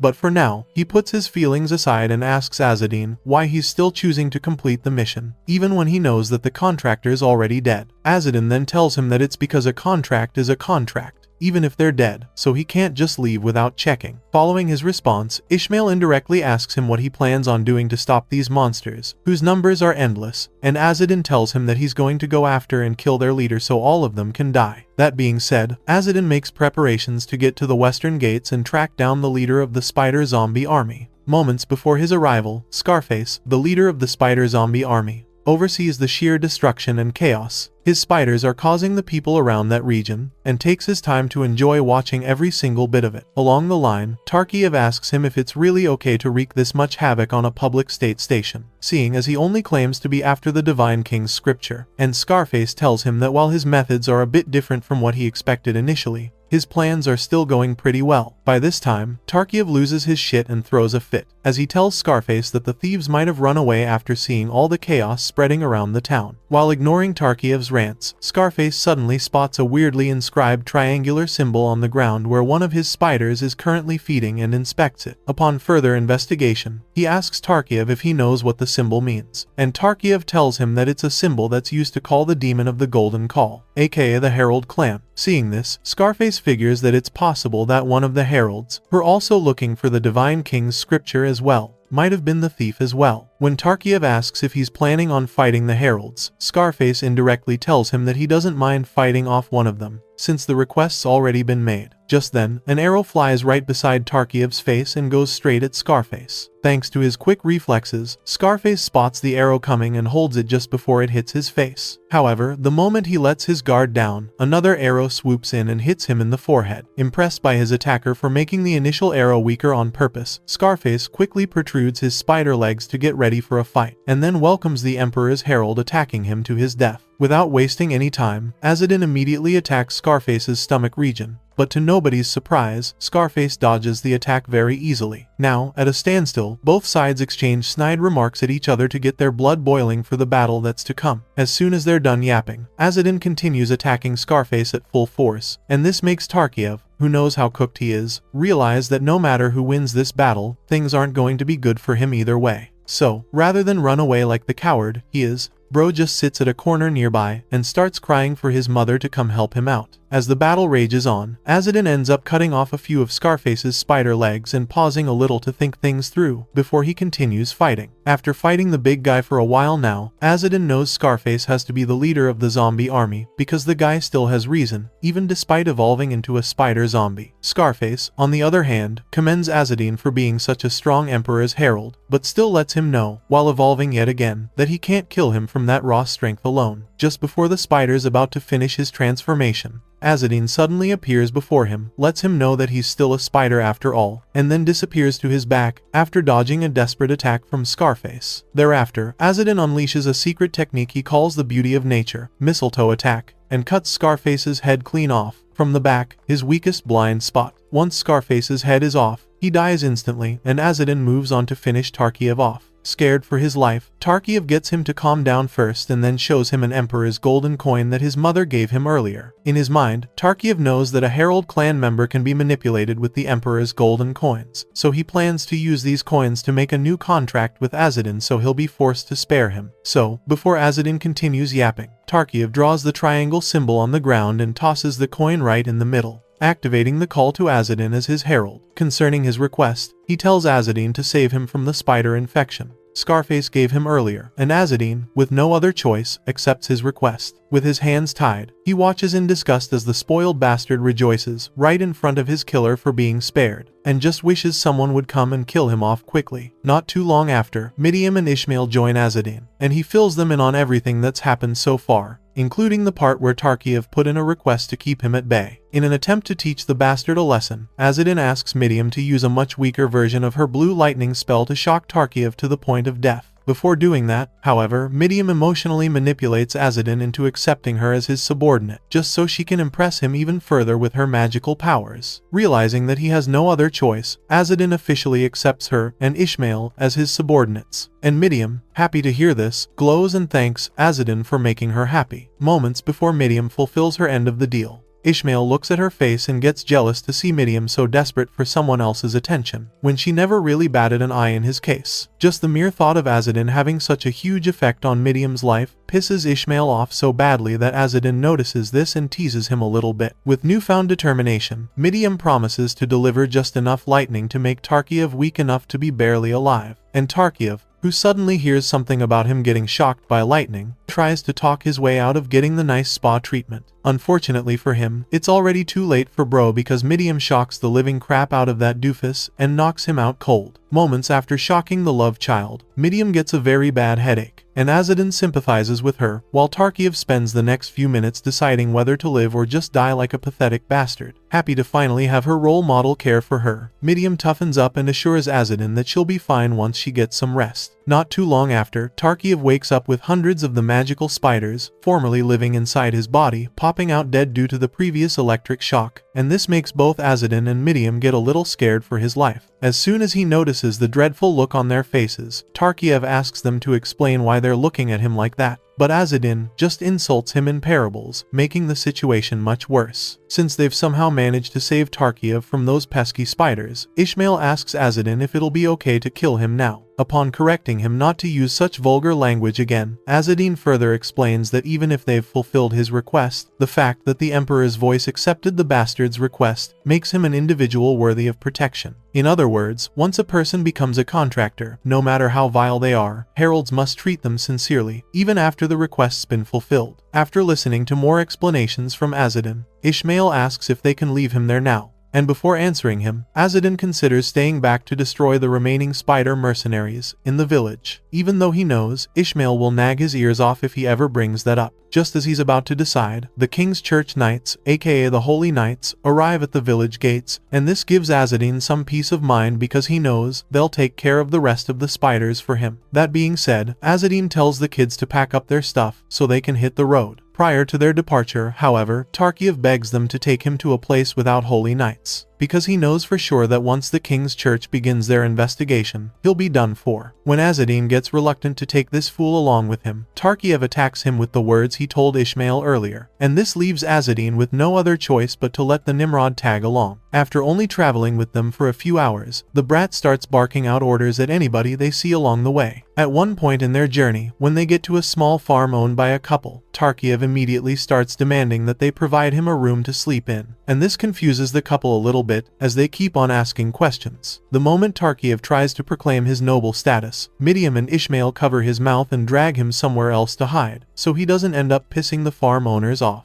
Before long, Azzedine, disguised as a holy knight, approaches the couple and politely asks them to help his party with a place to rest from their long travels. Impressed by his politeness, the man happily lets Azzedine use the barn for the night, since they have to work on the farm anyway, and Azzedine thanks them for the help. On their way to the barn, Tarkiev asks the kids why they stopped him earlier when they all know that the colonists are ultimately just lazy worms. Before replying, Azzedine tells him to explain further, and the bozo tells him that, with the way they run away when things get ugly, they'll remain poor for life. Refusing to indulge further in the spoiled brat's ramblings, Azzedine teases him a little bit and advises him to think before he speaks next time. With all that said, he opens the barn gates and waltzes inside with his minions. While inside, Azzedine dishes out instructions to the kids so the goats are well taken care of. But then Tarkiev, who's never slept in such a place before, gets scared and asks Azzedine about the fleas that might be hiding in the hay. After condemning the useless piece of shit for being so choosy when he has no choice, Azzedine continues making a hay bed to sleep on. Not too long after, Midiam approaches and asks him what the King's Church is like, seeing as people were both happy and scared that the Holy Knights had arrived. To reply to her question, Azzedine tells her that they're knights who uphold the 8 kings' laws, learn white magic, and protect people, which is why most welcome them. Moving further, Azzedine tells her, as the spoiled Tarkiev now snores like a fool, that in reality, the situation isn't so simple, because many of them are just bastards of nobility who steal a lot more than they protect. That being said, Azzedine urges her to quit talking so they can get some rest, and Midiam does the needful. Very early, the following morning, in the woods, near the barn, a group of knights marches through the thick forest in search of monsters to kill and loot. Along the line, one of the soldiers, who's tired, calls Sir Gardrig, the party leader, and asks him how long they're going to walk around. When Gardrig tells him to keep quiet and continue walking so they can be done with this in no time, the knight suggests they just abandon the monsters and lie that they killed them. As the bozo continues yapping, his knight buddies join forces to tease the fool about his daughter and her falling for their courage, and Gardrig ignores them. Eventually, when he gets irritated, he urges them to cut the nonsense and keep on looking. But just then, Gardrig hears a deep grrr sound very near their location, so he figures there must be a monster nearby. To investigate further, Gardrig and his men follow the sound to its source, and, before long, they spot a wyvern prowling the forest floors. Although scared, Gardrig keeps his cool and tells his men to calm down before doing anything rash. Sadly, the spineless cowards fold the moment the wyvern stares at them, and,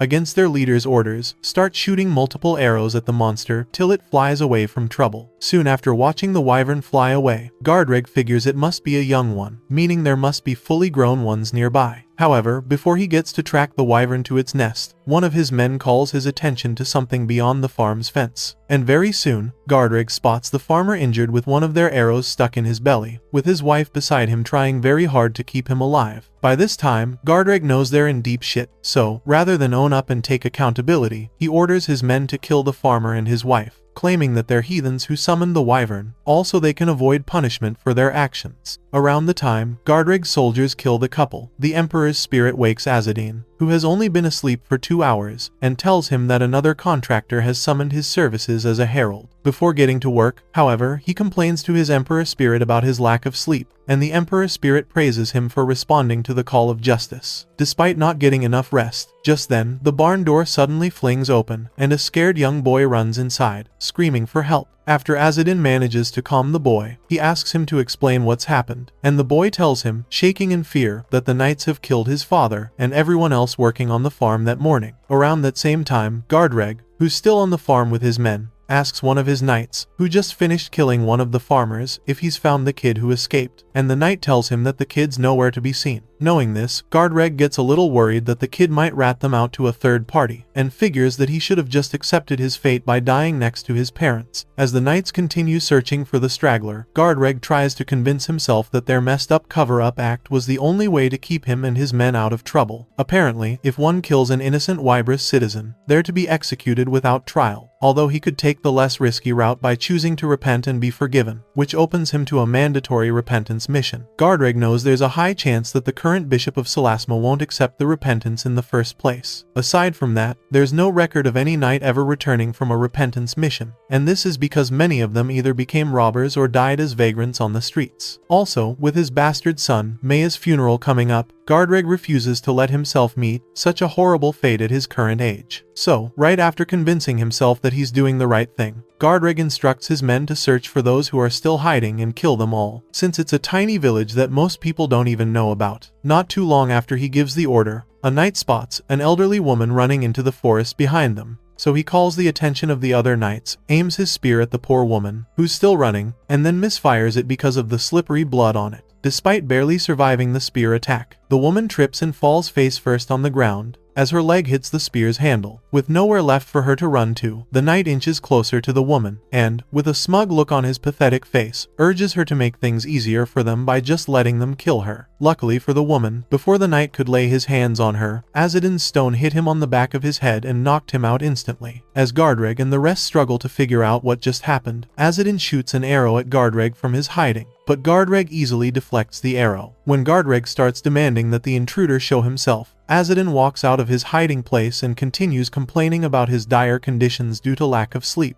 The moment the knights spot him, they scream and lunge toward him for an attack. While he dodges their attacks, Azadin starts thinking about the disadvantageous situation he's in, mostly because he doesn't have a long-range weapon, like a spear, and decides to take their weapons away to level the playing field. To do this, he picks up a bunch of small rocks, infuses them with his secret technique, Beauty of Nature Kazas's Way, and throws them at the knights attacking him. After clearly dodging the rocks, the knights start spouting nonsense about his petty rock throwing. Before long, the rocks ricocheted off each other like boomerangs right after Azadin yelled out the word, "Yellow Crane," and hit the knights on their skulls. Soon after distracting them, Azadin kicks one of the knights away and grabs his spear as his weapon. Thereafter, another knight screams like a wuss and charges at him for round 2. At this point, Gardreg, who orders the knight to stop the attack, lets Azadin know that they are the holy knights of the king's church. But then Azadin, confused, asks him why he's killing innocent citizens of Wibris if he's claiming to be a holy knight. In response, Gardreg lies and says it's because they're heathens. However, Azadin, who knows that he's only spewing out BS, demands to get proof of his claims, because he just can't believe that a couple going out to do work on their farm at dawn are automatically heathen. Knowing fully well that he has nothing to prove his claim, the useless asshole tells Azadin to take his word for it, because only holy knights know more about heathens. When Azadin still refuses to bend to his will, Gardreg calls him a heathen and draws his sword for a fight. Now, before attacking, Gardreg uses an illumination magic spell, much like Kozel's from earlier, to lighten up his sword. Once the light on his sword is bright enough, he releases it and has Azadin, who has no eyes to begin with, pretend to be blinded by the same technique that Kozel used on him back then. As soon as he spots Azadin acting blind, Gardreg swoops in for an easy attack to bring him down. But unfortunately for him, before he gets any closer to Azadin, Midium, who has just arrived on the scene, fires an arrow at him, so he stops his attack to block it. Soon after stopping Gardreg, Midium rushes toward Azadin and asks him if his eyes are alright. Azadin gives her a vague answer, but Ishmael is left confused as to why Midium would ask such a stupid question to someone with no eyes at all. In any case, he lets it slide and tells Azadin that they got rid of 2 holy knights who jumped at them on their way there, but didn't kill them. As Azadin commends them for doing a good job, Gardreg, who heard what the kids just said, struggles to believe that these kids really took down 2 trainee knights. To avoid wasting time on unnecessary things, Gardreg calls Azadin and asks if he's of the Herald clan. The moment he confirms that Azadin is indeed a herald, Gardreg flares up and pats himself on the back for being right about the villagers being heretics. At this point, however, Azadin realizes that this bastard didn't even confirm if the people he just massacred were actually heretics. So, to play the detective, he analyzes the spear lengths of the knights he's knocked out, and figures Gardreg and his lackeys probably came there to hunt. During their hunt, they might have accidentally killed someone gathering herbs in the forest, and decided to kill everyone else there so they could cover up their murder. Knowing fully well that Azadin's deduction of the situation was on point, Gardreg calls him a soulless heathen and tells him to shut the hell up. Upon figuring out their entire plan, Azadin promises to spare their lives if Gardreg and his men swear to compensate the village and become repentant knights. Since Gardreg is a proud MF, he refuses to do that and, upon assessing Azadin as a high-ranking herald, decides to capture him. To do this, he activates his holy power, conjuring a big magical hammer over his head, and swings it toward the chappy Azadin's direction. With no time to waste, Azadin throws the spear in his hand at the hammer looming over his head. But unfortunately, the hammer shatters the spear, so Azadin and the kids jump out of the way before they get crushed into mashed potatoes. Seconds after surviving that terrifying attack, Azadin borrows some of Midiam's arrows and returns to the fight, dodging as many hammer attacks as he can, when he can. At one point in the battle, when he gets to a safe distance, Azadin places 2 arrows on his bow and shoots them into the sky, totally way off target. While Midiam just stares at Azadin, confused, Gardreg, on the other hand, mocks the herald for not being able to hit his shot and lunges at him to attack him when he sees an opening.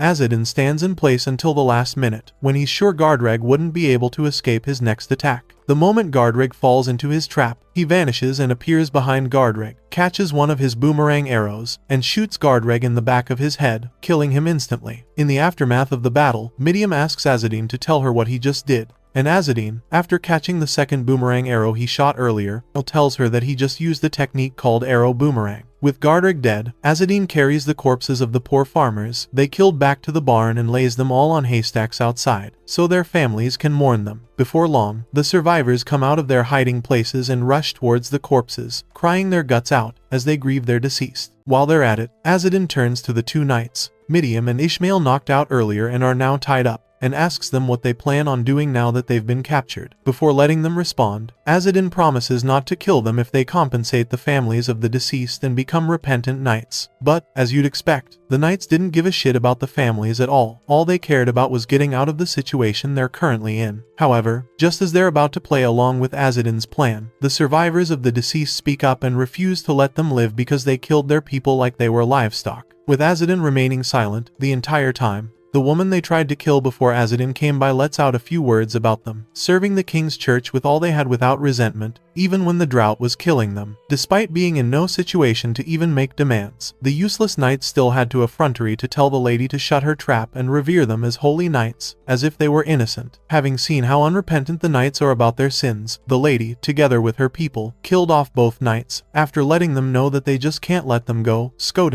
free. Azadin, who didn't interfere with their revenge, knows that these people are no longer protected by the king's laws because they've killed knights. So, to survive, they'd have to leave their farms and become nomads forever, which is a painful life to live. Later that evening, Azadin buries the knights in the plains and offers a rescuer's prayer at their graves. After he's done, Ishmael gets a little confused because he knows it's an insult to bless the holy knights of the king using the rescuer's faith. So he asks Azadin if he was really planning on forgiving them from the start, if they'd promised to become repentance knights. To reply to his question, Azadin begins an hour-long crash course on how trust and promises are usually handled between the Aragasan clan and the other clans. To begin his explanation, he tells the kids about a metaphorical quote popular amongst the Aragasans, one that talks about making a promise with a rock on a road, and asking if breaking said promise can be considered a sin. For all he knows, it's always been right to uphold a promise a herald makes under the light resplendence. However, with the Aragasans being referred to as soulless heathens, many other clans would often compare them to rocks, meaning that most promises made to the Aragasans are considered null and void. With this logic, even if the holy knights made a promise to Azadin that they'd become repentant knights, nobody would ever know if they'd uphold it in the end. Upon hearing Azadin's explanation, Ishmael asks him to explain what happens if these knights make a pact, but don't keep it. How do they resolve the resentment of the families of the deceased? To answer his second question, Azadin assures Ishmael that surviving takes priority over resentment, given the fact that the survivors were mostly young children. Even if their resentment has now been resolved, they still have to live as nomads, which will only make things much worse for them. Tired of all the yapping, Midiam tries to end Ishmael's discussion with Azadin, but Ishmael moves on to ask Azadin why he wanted to avoid killing the holy knights in the first place. Apparently, Azadin realized that since they already beat the shit out of them, killing them might be too much of a sentence for them. If, maybe during a heated battle, he accidentally killed the knights. Azadin says the situation would have been different,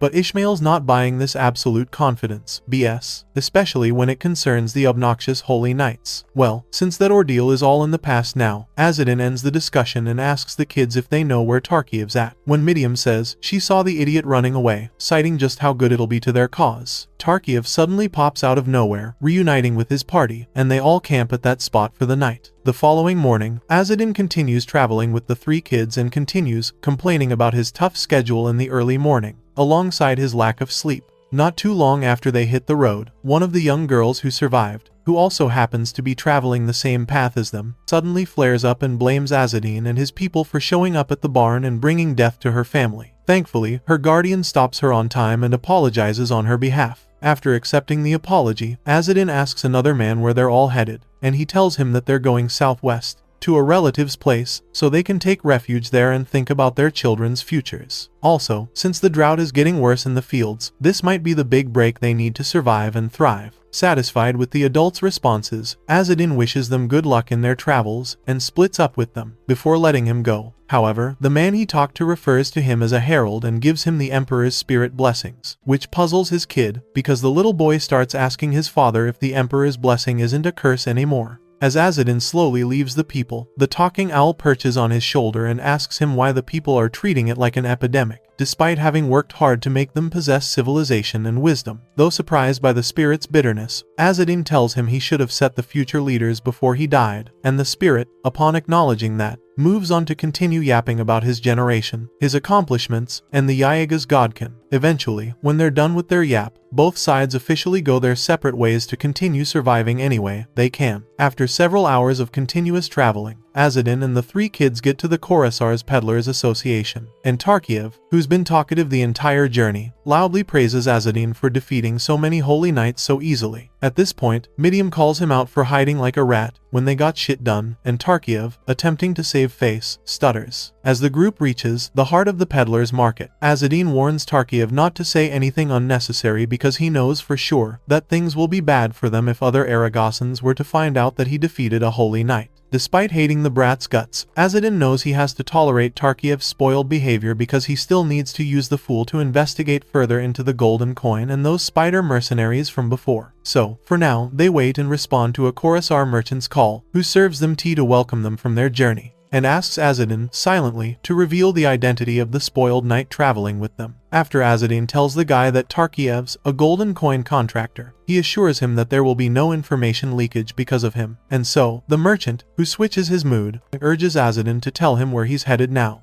Noticing the mood switch, Azadin tells him that they're headed to Salisma and then asks the merchant if there's some work to be done there. Although the merchant claims that there's work, he does give Azadin the right to refuse, because it's related to catching wyverns and a band of thieves. Upon hearing the terms, Azadin promises to do the job for the merchant if he can just get them some snacks made of sugar, mugwort, and the merchant, though surprised by Azadin's odd request, fulfills it. Upon receiving the snacks, Azadin tells the merchant to provide a detailed explanation of the mission, and so the merchant begins by telling him that some other merchant associations are forcing offerings to the rescue knights doing relief work on the way to Salisma to basically bribe them into doing their bidding. Hearing this, Azadin makes some offhanded comment about the merchants receiving offerings from the wealthy and using them on the people who are in need, but the merchant ignores his ramblings and moves on to tell Azadin about the people taking alternative paths to avoid the knights. So far, he's heard that those people come across wyverns and bandits on their way to boycott the rescue knights and lose their stuff in the process. While one could understand that the bandits are runaway refugees, whom the rescue knights are working so hard to subdue, things are pretty chaotic at the moment. As such, the merchant wants Azadin to help them subdue the bandits and make the path safer for everyone. That being said, he asks Azadin if he's really okay with helping him out, seeing as he usually doesn't do work for merchant unions, and Azadin assures him that he's cool with this as long as it doesn't involve him assassinating people. At this point, the stupid merchant starts running his mouth at the ignorant Azadin so much that Midiam loses her shit, attacks, and holds him at knife point before condemning him, a mere servant, for provoking a herald like like that. As she continues talking down to the disrespectful bastard, Azadin, who's had enough of her anger issues, tells her to stop and then reminds her that the merchant is of a higher rank than she is, regardless of whether she's an either or not. Granted that their clan values the tradition of seniority, which is something she knows, Azadin orders her to put down her blade unless she wants to kill him, and she does the needful. After diffusing the situation, Azadin apologizes to the man on Miriam's behalf, and the merchant, realizing just how ruthless Azadin's group can be, accepts the apology in a jiffy. When all's been said and done, Azadin tells the kids to get their stuff, so they can go get the wyverns and bandits in no time. And so Azadin leaves the angry merchant at his stall to continue their journey to Salasma. About an hour after hitting the road, Azadin first of all thanks Miriam for helping him confront the merchant earlier, and then warns her to never get into trouble with those who have connections to the Savin household again, because he's heard rumors that his predecessors were killed by the Savins. While Miriam feels herself for having Azadin worry over her well-being, Tarkiev, who never knew that the Herald clan consisted of systematic and capable households, considers asking the Herald clan, aka Azadin's people, if they can help him with something. However, just as he's about to mention what he needs their help for, Azadin cuts him short and tells him he's never going to help a spoiled brat like him become the count, if that's what he needs them to do. When Tarkiev tries to convince him, Azadin takes a moment to remind the foolish kid that he's sure that Count Kazel, who's living healthily, isn't going to decide succession just yet because he'd want to enjoy the bribes and financial offerings he receives from the families of his wives, including Tarkiev's mom, for as long as possible, before ceding the throne to anybody else. Although Azadin is right, Tarkiev tells him he just can't sit by and do nothing while time passes him by. By this time, Azadin, alongside the other two kids, tells the fool to keep doing nothing, because he and his stupid brothers have stirred up so much shit already. And Tarkiev, with no other choice, keeps his mouth shut for the rest of the journey. Not too long after, they get to the inn the merchant mentioned earlier, and Ishmael lets them know they can rest there. Happy to finally see a familiar sight, Azadin suddenly gets excited, as he tells the kids that he's eager to meet someone he hasn't seen in a while. Hearing this, Miriam gets a little jealous, as she wonders if Azadin's talking about a woman he's not seen in years. However, when they get to the inn, and she spots Azadin hugging his travel goat, she gets pissed, but relieved that her spot as his future wife is still safe. Some moments later, Ishmael asks him why he decided to leave his mountain goat there at the inn before he met, and Azadin says it's because the place where he met both of them was too barren for his goat to survive in, so he asked a merchant union to have the goat moved there and taken care of. Soon after petting his goat, Azadin gets up and ushers his people to get inside the inn, just so they can settle before dusk. The moment they open the inn doors, however, Tarkiev gets the shock of his life when he spots his half-siblings also dining at the inn. When all three half-siblings notice each other, Azadin, sensing the awkwardness in the air, asks Tarkiev to tell him who those two bozos are, and he says that they're his half-siblings. Before long, the other two introduce themselves as Karkar and Chico to Azadin, who they figure must be Tarkiev's company, and Azadin tells them that he and the other two kids are pilgrims traveling under Tarkiev's protection. Though shocked to see Tarkiev bodyguarding pilgrims, Chico asks her half-brother about the mercenaries he hired earlier, and Tarkiev tells them that they betrayed him in the end. Eventually, Chico and Karkar offer Tarkiev, Azadin, and the other kids a seat at the same table so they can talk over a meal. Over their meal, Azadin and Tarkiev carefully tell the duo everything they've experienced in their journey so far. And so Chico, having heard everything, asks them where they're headed now. Tarkiev says he's going back to Salasma and is guarding them because they're also heading to Salasma. While Chico asks what they plan to do about the rescue knights, Karkar, who's noticed Miriam, the beautiful maiden amongst them, warns that the knights might take a girl like her hostage, so they should avoid them at all costs. Around this time, Azadin, who's an acting pilgrim, asks Karkar and Chico if the rescue knights, who serve the great archangels, would take a child who doesn't want to be taken.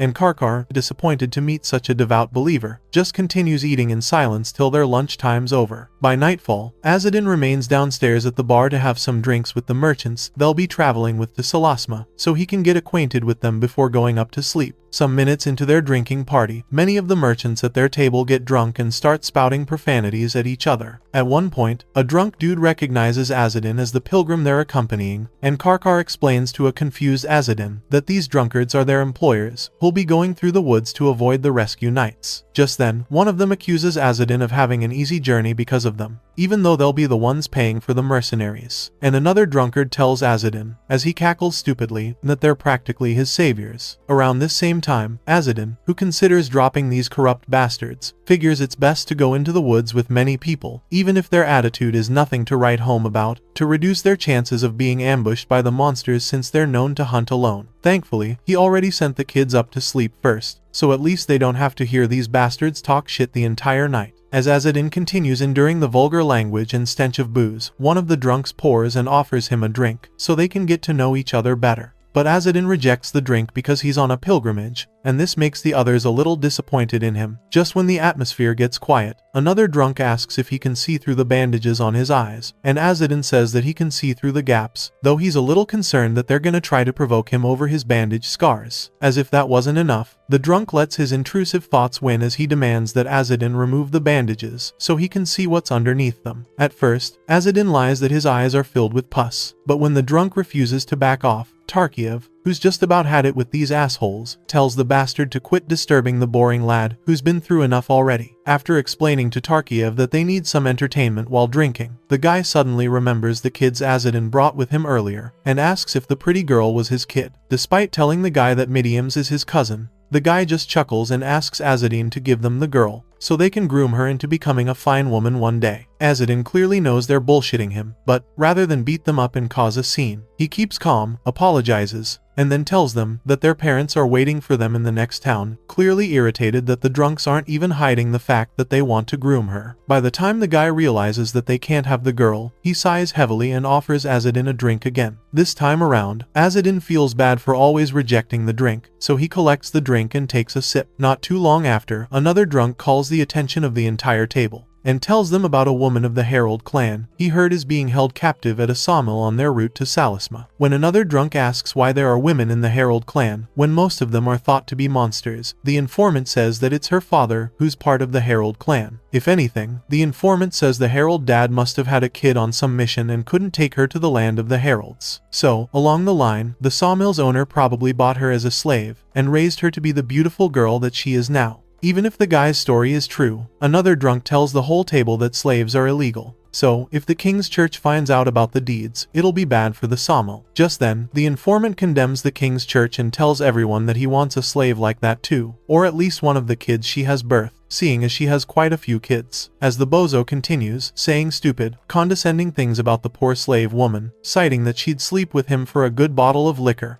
Azadin gets up, slams his hand on the table, and, while pretending to be drunk, sinks his head into his palms and sobs quietly. Thereafter, he loses his shit, screams at the top of his lungs, and condemns the stupid citizens of the Divine King for being so corrupt. At this point, even the other drunkards feel sorry for him, because two of them hold him up and try to get him to calm down. After all they did wrong was admitting that they wanted a slave. However, Azadin, who refuses to calm down, shakes them off like ants and continues raving mad. By this time, one of the drunks, curious, asks him how he's so strong. And Azadin lies to them that the great Archangel Trinity gave him white magic and sealed themselves in the peninsula, all because he tightly upkeeps their three virtues. As if that wasn't enough to calm the drunk assholes down, Azadin continues spewing out so much shit about them, reveling in corruption that even the drunkest of drunks in the bar were shocked at how high poor Azadin was. Eventually, when they get Azadin's point, one of them helps him up to his room, so he can rest up and leave with them the next day. As Azadin leaves the bar on his own, the other drunks complain about him ruining the fun, and the guy who offered him a drink in the first place curses the person who offered him the drink. Eventually, when he returns to his room, Tarkiev asks him if he was really just pretending to be drunk, and Azadin says that he was. Soon after, Midiam and Ishmael get up and tease Azadin, who claims he was pretending to be a fanatic. But Azadin, surprised to see them awake, asks if they heard everything, and the kids say the entire building heard him rant. Thereafter, Ishmael asks him if he was being like that because of the Herald woman they were talking about, and Azadin says he needs to confirm if she's a Herald first or not. When Midiam asks if he's going to kill the slave traders, if the drunks were right, Azadin clears his throat and tells her he doesn't know yet. With nothing more to discuss, Azadin and his group go to sleep to rest up for their journey the next day. Very early the following morning, Azadin, who's still pretending to be a pilgrim, sets out with the three kids, alongside the merchants and mercenaries, to the deep, accursed woods to continue their journey to Salisma. Moments before they enter the danger zones of the woods, The mercenary leader tells the non-combatants to be very careful and shout the moment they spot a monster to alert the others. As they progress on their journey, Azadin appreciates the sheer number of people accompanying them on their journey, but still can't shake off that ominous feeling that the deep forest brings. At that same moment, Midium also gets the weird vibe Azadin gets from the forest, so she lets him know that something seems off.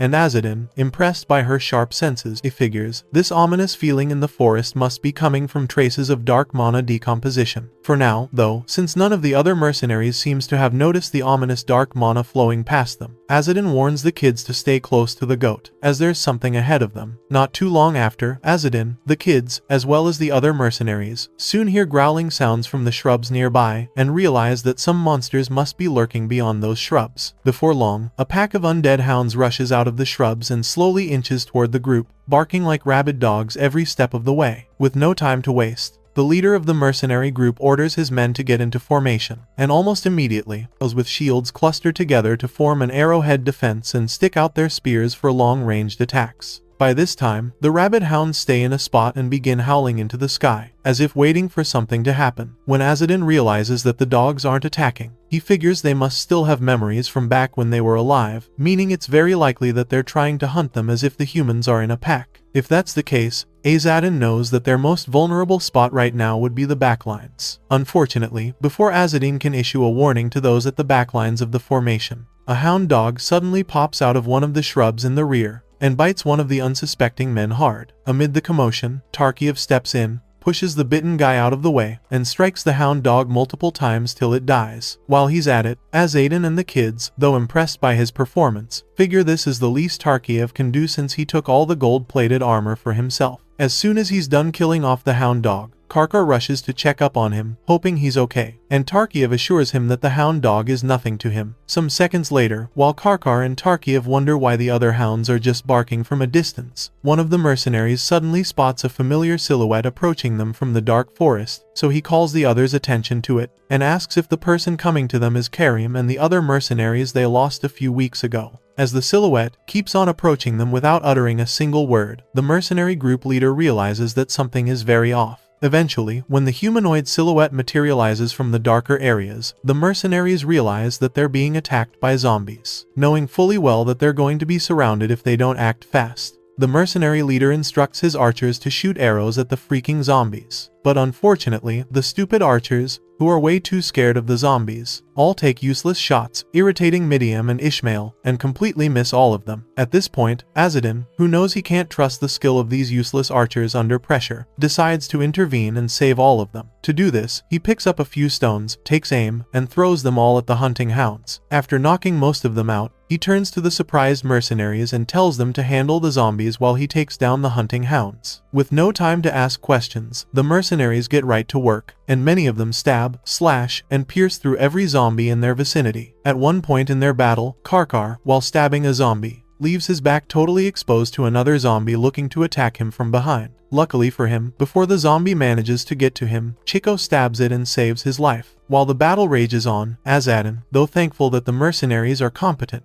knows that there must be a sorcerer controlling the zombies from somewhere since they move too well for the undead, so he keeps his wits about him and continues doing his part of the deal. A few minutes later, after the team finishes off the last of the undead monsters, the mercenary leader, who initially expected to hunt just wyverns, confronts the merchants for lying about the kind of monsters they were hired to fight. But in the merchants' defense, they claim they didn't know about the undead either. Well, since they've already killed them, one of the merchants urges them to continue moving, but the mercenary leader fears more will pop out if they keep moving forward. However, just as he's about to suggest going back to town to take the normal route, Azadin lets them all know that the path leading back to the town they just left has already disappeared, meaning there's black magic at play here. For all Azadin knows, the sorcerer must have blocked their way out of that ominous forest just to trap and kill them. So, before doing anything, he takes his time to figure out whether these mercenaries, who are currently arguing and blaming each other, are worth saving, especially after thinking about what they said about doing very bad things to the clan woman, and ultimately decides to keep them alive for now since he doesn't have any solid proof against them yet.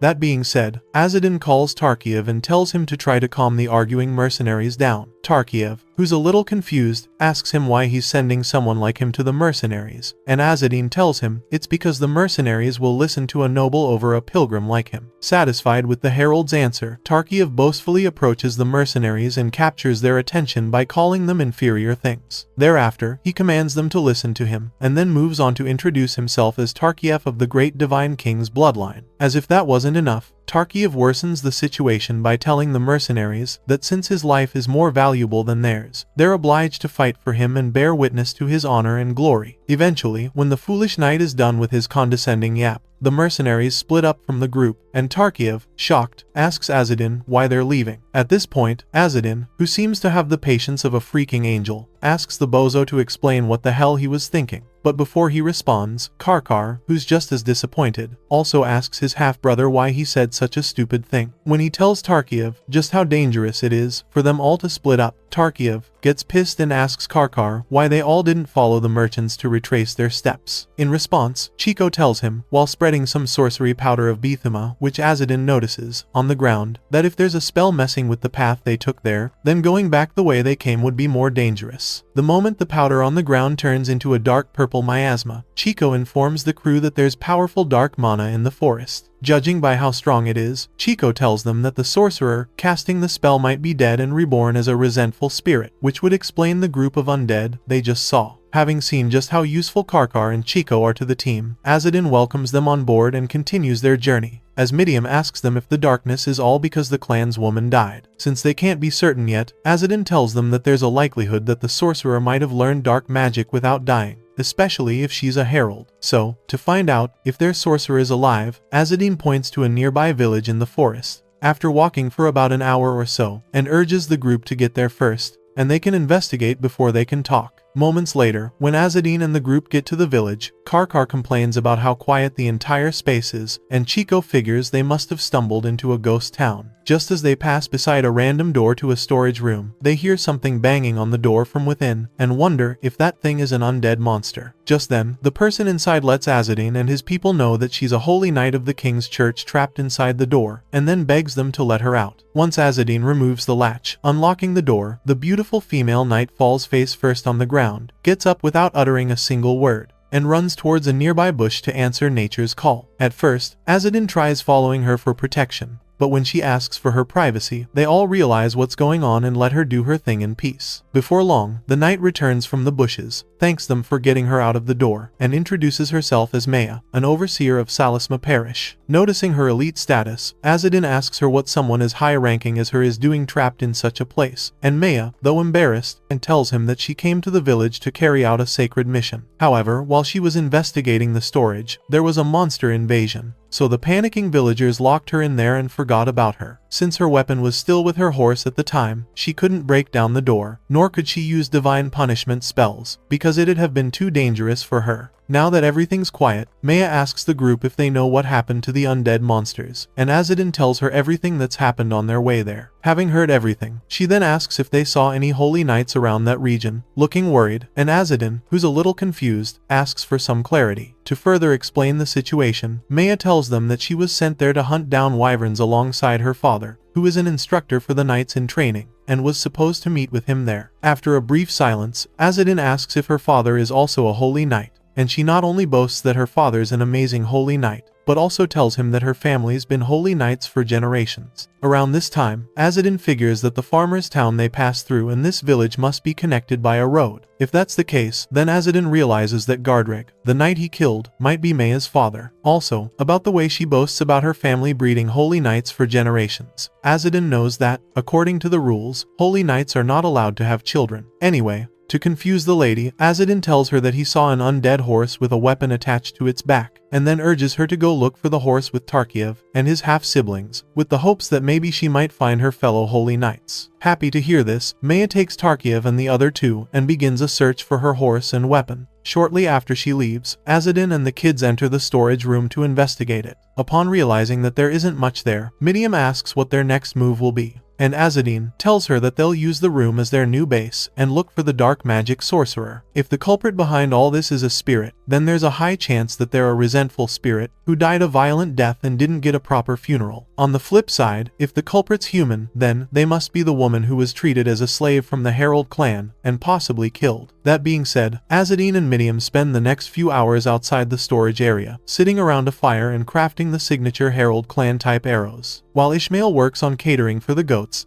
Around twilight, Ishmael complains about the amount of work they have to do to make these arrows, seeing as they can't even use the horn bows, but then Azadine lets the simp kid know that they have no other choice since they're trying to hide the fact that they're a part of the Herald clan. Just then, Miriam, who's been silent the entire time, asks Azadine if he's sure they can make the arrows like this, and Azadine assures her that it's all good since they're also going to use iron arrowheads alongside them.